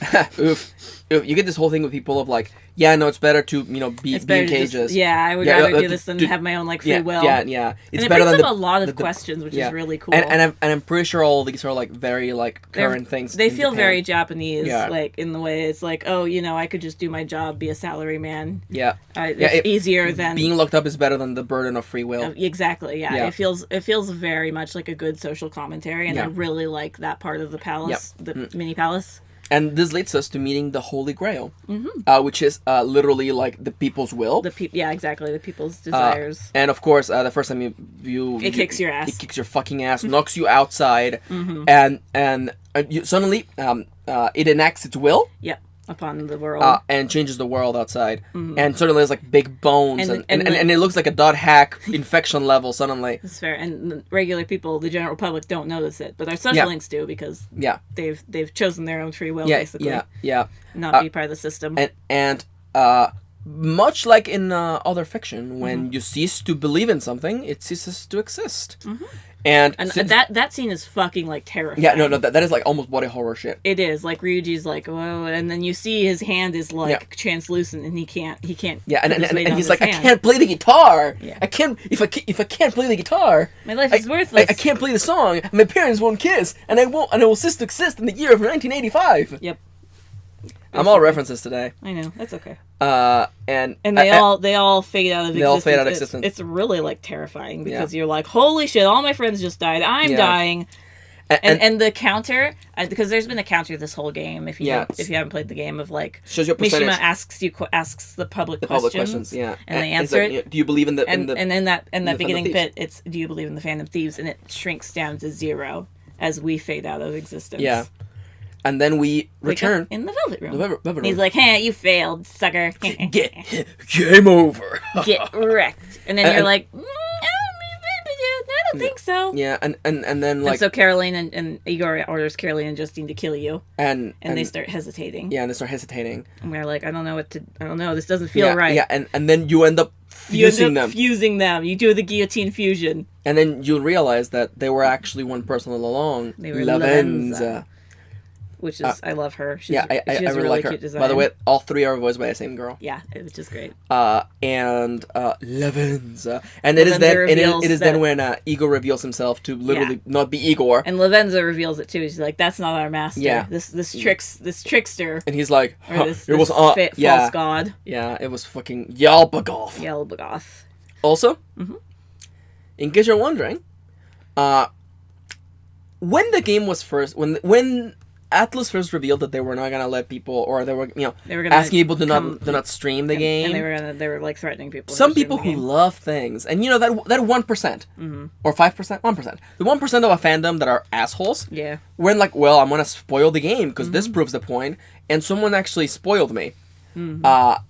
But they just said, yeah, no, like the reveal is that Yalbagoth was controlling everything all along, and I'm like, without context, I'm like, what the fuck is a Yalbagoth? That name? So as soon as I'm like, oh, that's not Igor, that's Yalbagoth. Yeah. The only thing that I got spoiled on was while we were playing the game is that Akechi shot us. I didn't think Akechi killed us, technically. Oh, yeah. So I was like, well, wait, why are we dead? I thought Akechi just shot us. What's going on? Also, other people I know were spoiled by things such as people with Twitter handles like P5 Igor is not real Igor or something fake like that. Igor, don't trust Igor. Yeah, and I'm like, you know, can you do me a big fucking favor? If you like something, can you not be an ass about it? Right? Like, can you like, oh, this is gonna be really condescending. Can you use that cerebral cortex of yours to think through before doing something stupid like, oh gee, yeah, Atlas is really gonna walk it back because when I do something petty like post spoilers on their official Twitter and their Facebook pages. Yeah, like, this is gonna really do it. Yeah, no. You did it. You big lone wolf hero. You did it. Yeah. Anyhow, I'm pissed now. Yeah. So this of course leads to the final battle where we must go back. No. You can choose. You can choose to side with Yalbagoth and get a stupid bad ending. And get for a no really reason. bad ending and a credit scene you can't skip. Yeah, so it's we punishment. wasted 20 minutes. Yeah, that's punishment. It's punishment enough. It's not even a good credit sequence. Oh no, it's bad. So yeah, don't do that. Don't do that. So then, you don't need to see when you make the right choice, you end up you regroup in the real Velvet Room with the real Igor. Yeah. I guess it was the real Velvet Room, but now it's the real Igor and the real Lavenza. And you regroup with your go friends. Find your friends. And you go through one more. And then Morgana reveals that he's the Velvet Room member. Yeah. He's made in the Velvet Room. Yeah, and then you go... with humanity's hopes. Yeah. Oh, it's so good. Such a good boy. And then you go through one last little palace, mini palace, and then up you into the sky. Fight Yalbagoth. And I love that in the bit leading up to Yalbagoth, you fight all the angels, the archangels. Yeah, you fight all the angels, yeah. And it makes sense because he's a god. Yeah. I really appreciate that. Yeah. Or he sees himself as a god. Yeah, exactly. And of course, during the fight, your friends... Your friends help out. Because once you defeat him, he's like, no, you did not and win. Then, and he like knocks us all over, and we're like, oh no. No, what's going to happen? And then all of your social links. And then Mishima goes, you can do it, Phantom Thieves! And he inspires everyone around him, and then all of our social links start coming out. He's like, I believe in you. You better not let me down, Phantom Thieves. And then Sajira's like, you better not disappoint your near dad. It's so fucking good. And I do like that, we didn't mention this, but while in that scene right before we're disappearing, they all see it. The terror, because they've gotten close to us. I think I mentioned it, but you get a little scene with each of them being like, oh god. And Eli is like, where's my son? Fuck. Freaking Takemi is like, wow, your love sure is some bad medicine. And then Hifumi is like, huh, checkmate. I mean, you're not wrong, but yeah, you get little scenes with them throughout the ending bits. It's really good. Yeah, and then P5 Pro Tag calls upon the Arsene, ultimate persona. Oh yeah, calls Arsene and fuses him to the ultimate persona, Sataniel, who is about the size of Yalbagoth, which is great. Yeah. It's such a good because you see your personas and you see throughout the whole fight with Yalbagoth, you're like tiny and you can't even like fucking read the menu. That's how small you're so you small, are. Yeah, so you just have to remember which buttons they are. But then Sataniel comes out and he's as big as Yalbagoth. And he uses his big old shotgun or whatever. It's a big old gun. It's a gun. And what's it, like, sinful bullet or something? It's like fatal. It's like a bullet containing all of like the human desires and sins. It's strong enough to even kill a god. Yeah, and you fucking blow a hole through Yalbagoth's face. It's so good, and he fucking dies. He dies. And then we're all celebrating. We're like, "Woo, we did it!" But we also destroyed mementos and thus the palaces and thus Morgana.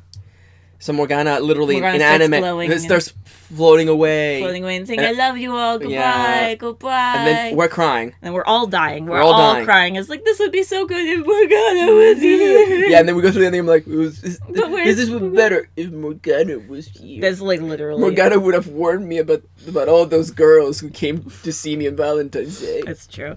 But then, no, I think we had Morgana back by Valentine's Day. No. Yeah, we did. Did we? No, it takes longer than that. It's in fucking March. No, because we get It's fucking March. No, we get Morgana back when we come out of jail.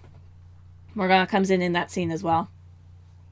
Kitty, that literally happens like the day before. Oh, it's the day before Valentine's Day. Yeah, that's what I'm saying. So Morgana is there. Yeah, okay, that makes sense. Anyway, but yeah, so Morgana comes back. Everything's we gotta talk about Christmas. Oh, by the way, we jumped to the future then. Yeah, I know. It was Christmas Eve when we did all this, which was great. Yeah, so we wore our Christmas outfits. So to clarify, the reason why we end up going to prison is because Sei is like, yeah, we need to do something to be able to pin things on Shido. Shido, because there's no witnesses. Yeah, because he's killing everybody. Yeah, you might take in the fall, basically. But instead of all of your friends. And that will reveal that he was a phantom thief all along. So we still have to be tried for that. And it's still a crime. Yeah. So we sacrifice ourselves for all of our friends. Yeah. We spent Christmas with either Kawakami or Haru. Yep, we did Kawakami first. And another way they can tell that something's up. And then we go to prison. And while for about 2 months. While we're in prison, all of your social links are fucking trying to help. Yeah, they're like, here, he's been acquitted of a crime that he didn't commit. You know, we gotta save him. Also, can I just say, like, Gun Daddy's is the best one because he's literally talking to like Yakuza members. It's like, yeah, this is his name. Make sure that no one like bothers him or help. in prison. He's like reaching to his contacts in prison and is like, make sure that no one. And even though he wanted to leave that world, he's still like, comes back just to help us and save us. It's the fucking best. And it's so good. And Kawakami stands up to all the other teachers and Oya and freaking like Fortune is like talking to like all the rest of the pretty much cult. The cult. Being like, no, we have to like literally reporters and stuff. And Mishima's like handing out petitions. Yeah. It's so great. It's so good seeing everybody try their hardest. Yeah.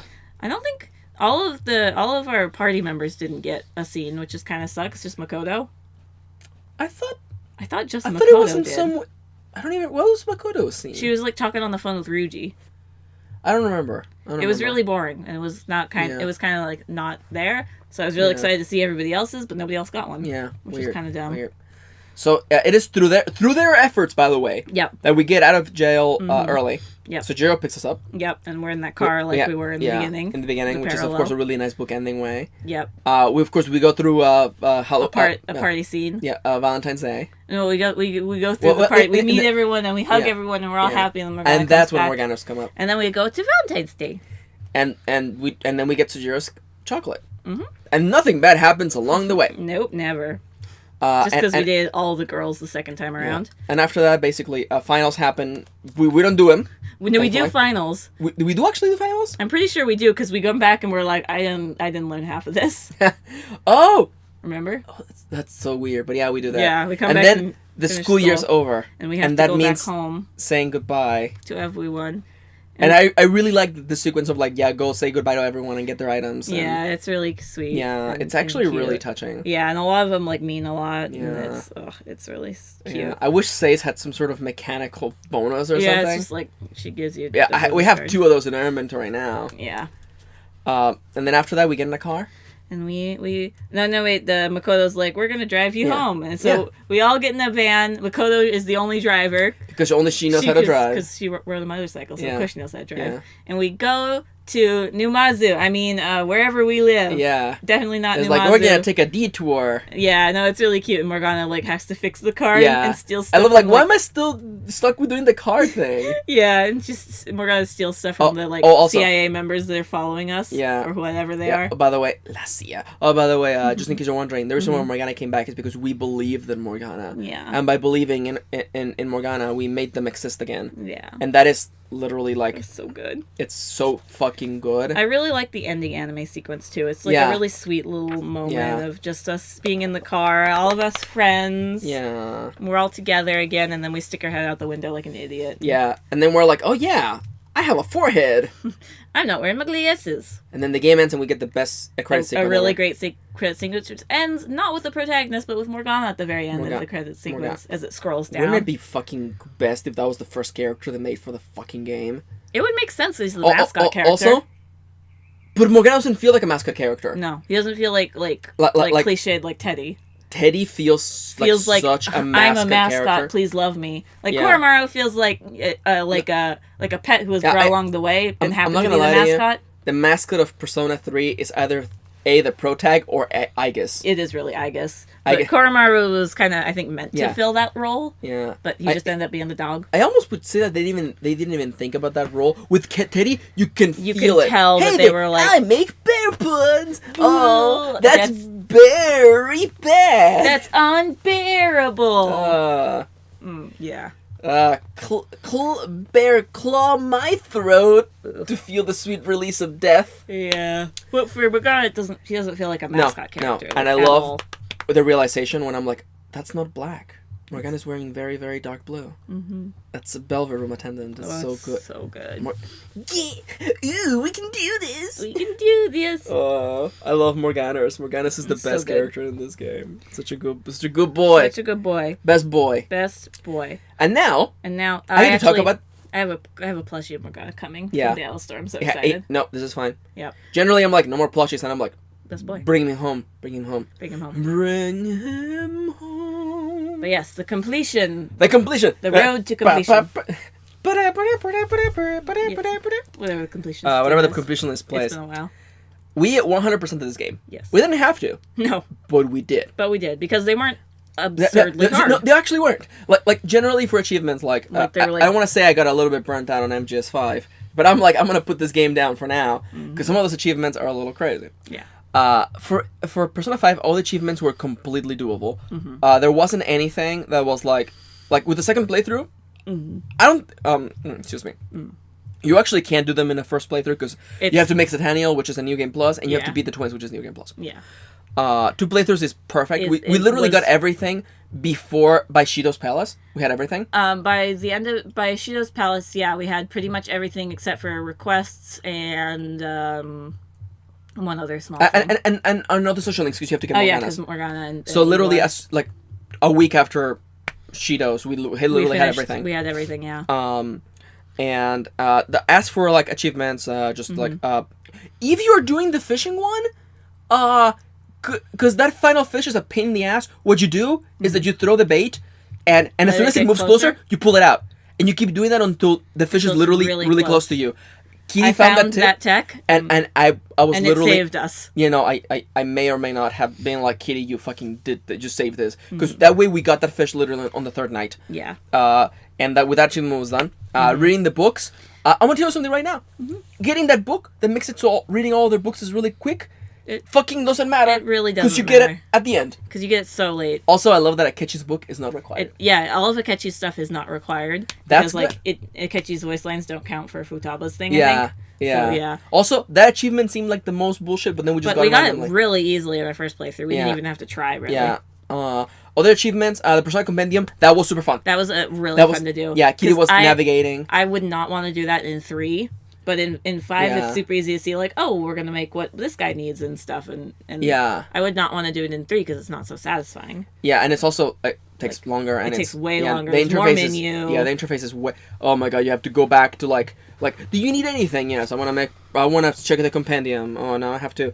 I also really love the little Easter egg that if you move through the menus really quickly in. Such rudeness. Yeah. So impatient. Yeah, Carolina and Justina they get fucking angry because you're like moving too fast. Because you're just like. Woo, woo, woo, woo. But it was so much fun to complete. It was actually really fun, especially like checking off boxes and having like a text file. Yeah. Like all the shit. It was really fun. And Centennial was really good. Favorite Persona? Arda. Yeah. Arda's my favorite Persona. I really like the first half of Arda. Pavardi. Havarti is a cheese. No, Pavardi. Pavardi. She's really cute. Yeah, I love Arda. And Alice. Alice is super good. Alice was really good in our first playthrough. Also, Bugs and Black Frost. Black Frost was, Black Frost was the OTP of like the middle of our first playthrough. OTP. MVP. And no. My OTP is Black Frost. Yeah, that's fair. Fucking Black Frost. He was a good boy. Black Frost was a good boy. Also another good boy. Chernobog. Oh yeah. Mushroom Boy. That's a good boy. Dude. That made me love that. That's a fucking good ass solid character design. It was fun making all like the fucking end game gods and being like lol. They're gonna need you. I did do a little bit of Persona breeding basically. I made like the best Persona I could for grinding money. I grinded 3 million yen, and then I stopped because I'm like that. We're done. Yeah. Because by the end of the game, I think we have like a little under 2 million. Yeah, but do you realize what the fuck do we need money for other than Personas? Yeah, that's about it. Other achievements, playing all the games. Oh, I fucking hate that the game is like if you use the book with hints to make the games easier. The game is like, oh, I guess it doesn't really count. It's not exciting. I'm like, shut the fuck up, game. Shut the fuck up, game. Why would you have this cheat in there if you didn't think I could? Yeah, why would you let us cheat during the exams? Yeah. Or just during every day. Every day, you can't cheat during the exam. But yeah, everyone's pulling out a guide and checking. Yeah, it's so pointlessly like like reductive and stupid. I like that they're all references to like NES titles. Yeah, and of course you can go to Super Potato. Yeah, it's just in so good in Akihabara. In Akiba. Mm-hmm. All their achievements, all the social links. Literally, we had to wait on Morgana's. That was literally the... Yeah, we were done with everybody, and then we were like, oh, right, we can't get this achievement yet because we haven't gotten Igor's or Morgana's. Yeah, apparently the achievement for drinking all the drink, or buying all the drinks is super rare, even though it's the easiest one. Even though, we did that first playthrough towards the end when we had a bunch of money. Yeah. What other achievements can you think of? The home run we thought would be a lot harder. Yeah, that was actually super easy. It was super... Because you can do it on easy. You can, and you can... the easiest speed. Yeah, you just have to literally hit the ball with like the topmost part of the baseball bat, and you did it. Yep. Probably the hardest achievement to get was the secret boss fight. Because we failed a couple times. Yeah, I thought it was going to be a cakewalk, especially with Centennial negating everything. Yeah. Yeah, but Centennial wasn't level 99. And we were 99. Yeah, and all the guys I saw were like, fight by yourself, because otherwise you have to deal with weaknesses. But then I wasn't getting enough damage by ourselves, so we brought in the team. And we're in the team, and boom, easy. Yeah, and it was very strategic still, but like it wasn't like hard. And it was stressful.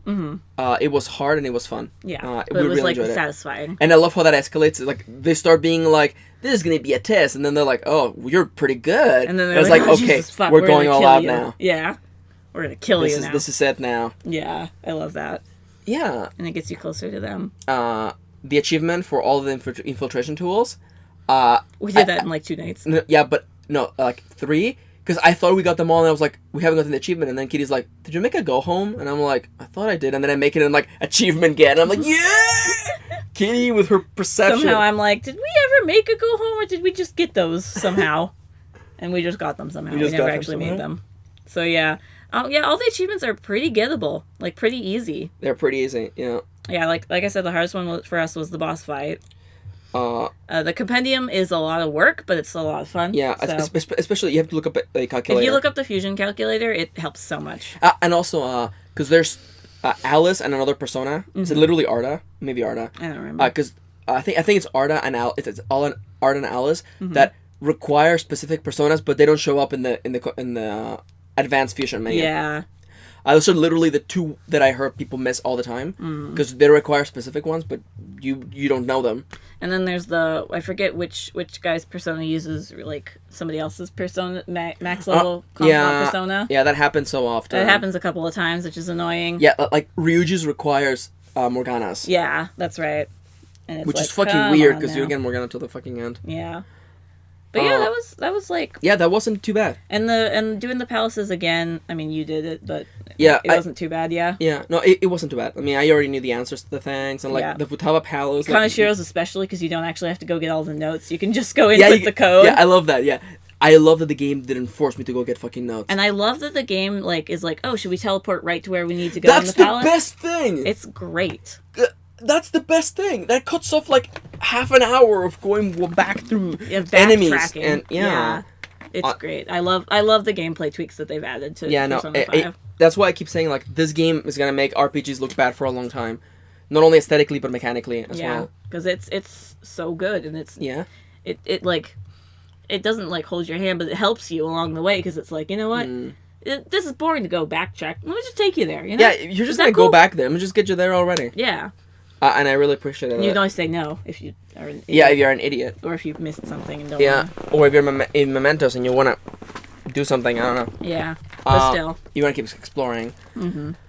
Have we officially run out of steam? I think so. It's been 2 hours. It's been over 2 hours. We hope you've enjoyed listening to us talk about Persona 5. We really enjoyed it. Yeah.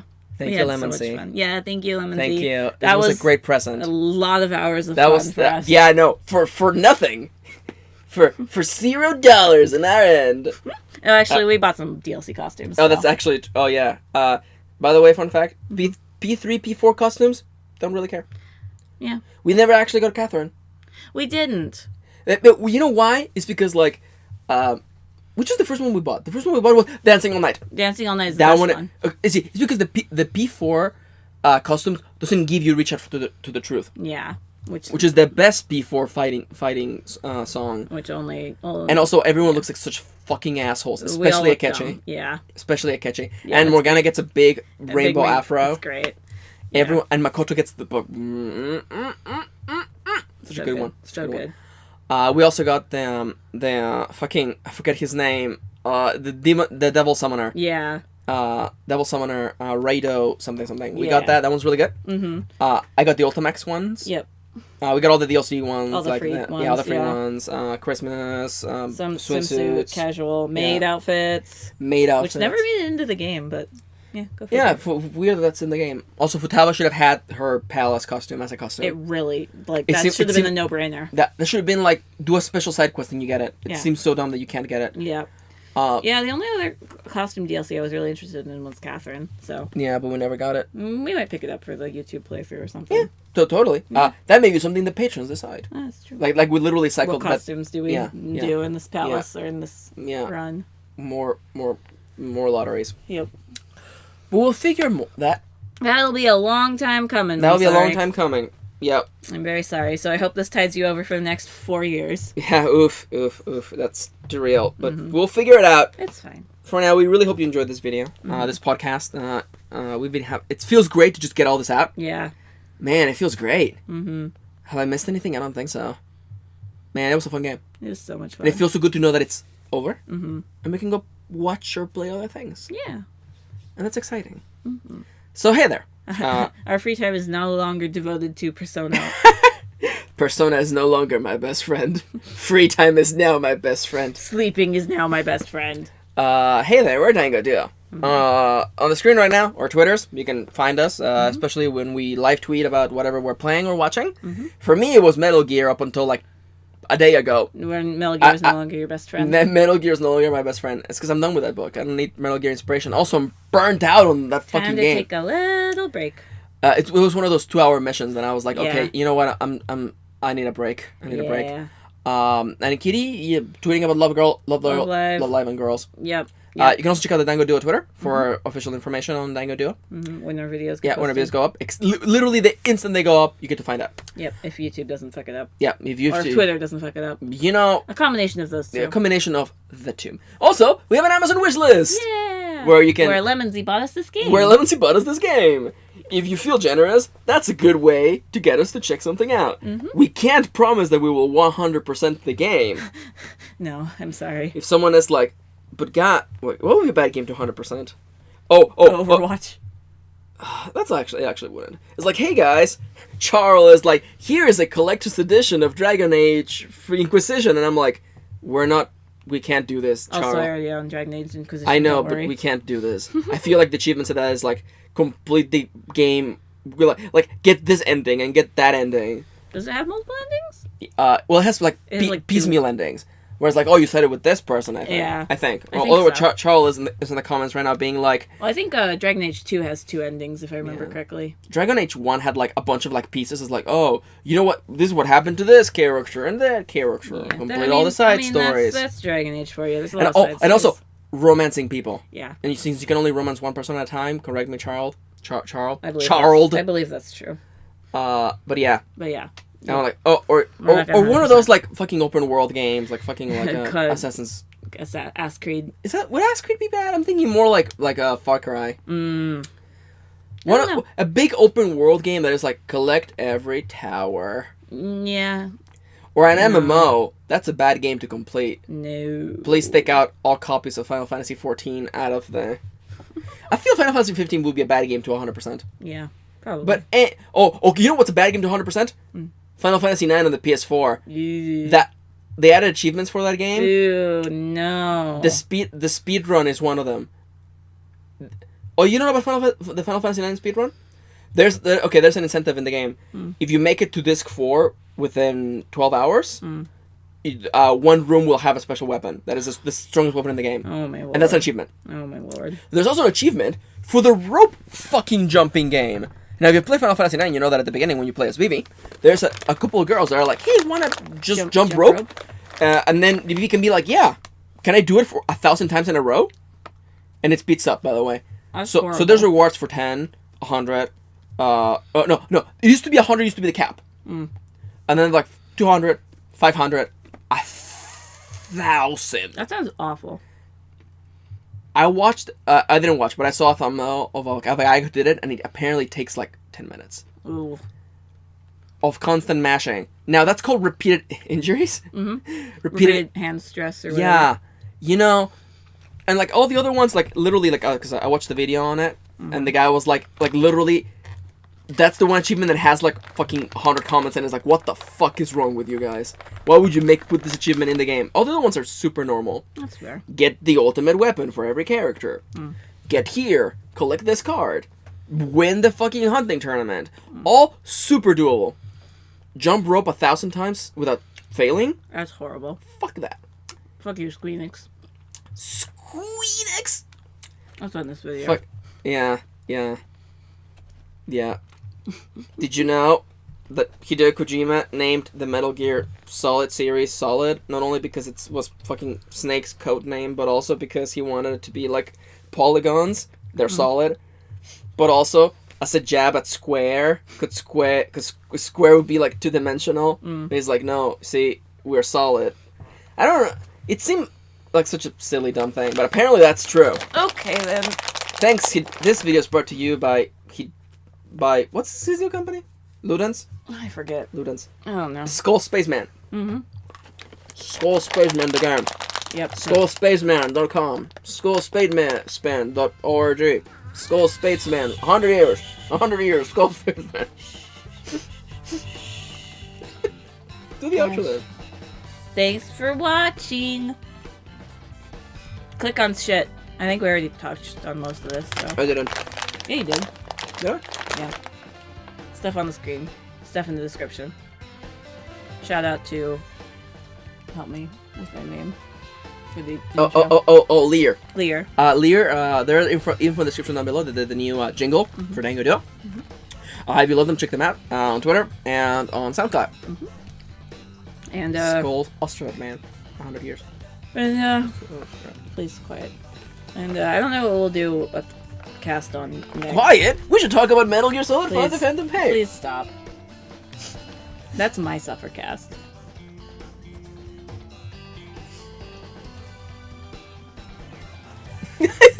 Stop staring, I finished. I'm done.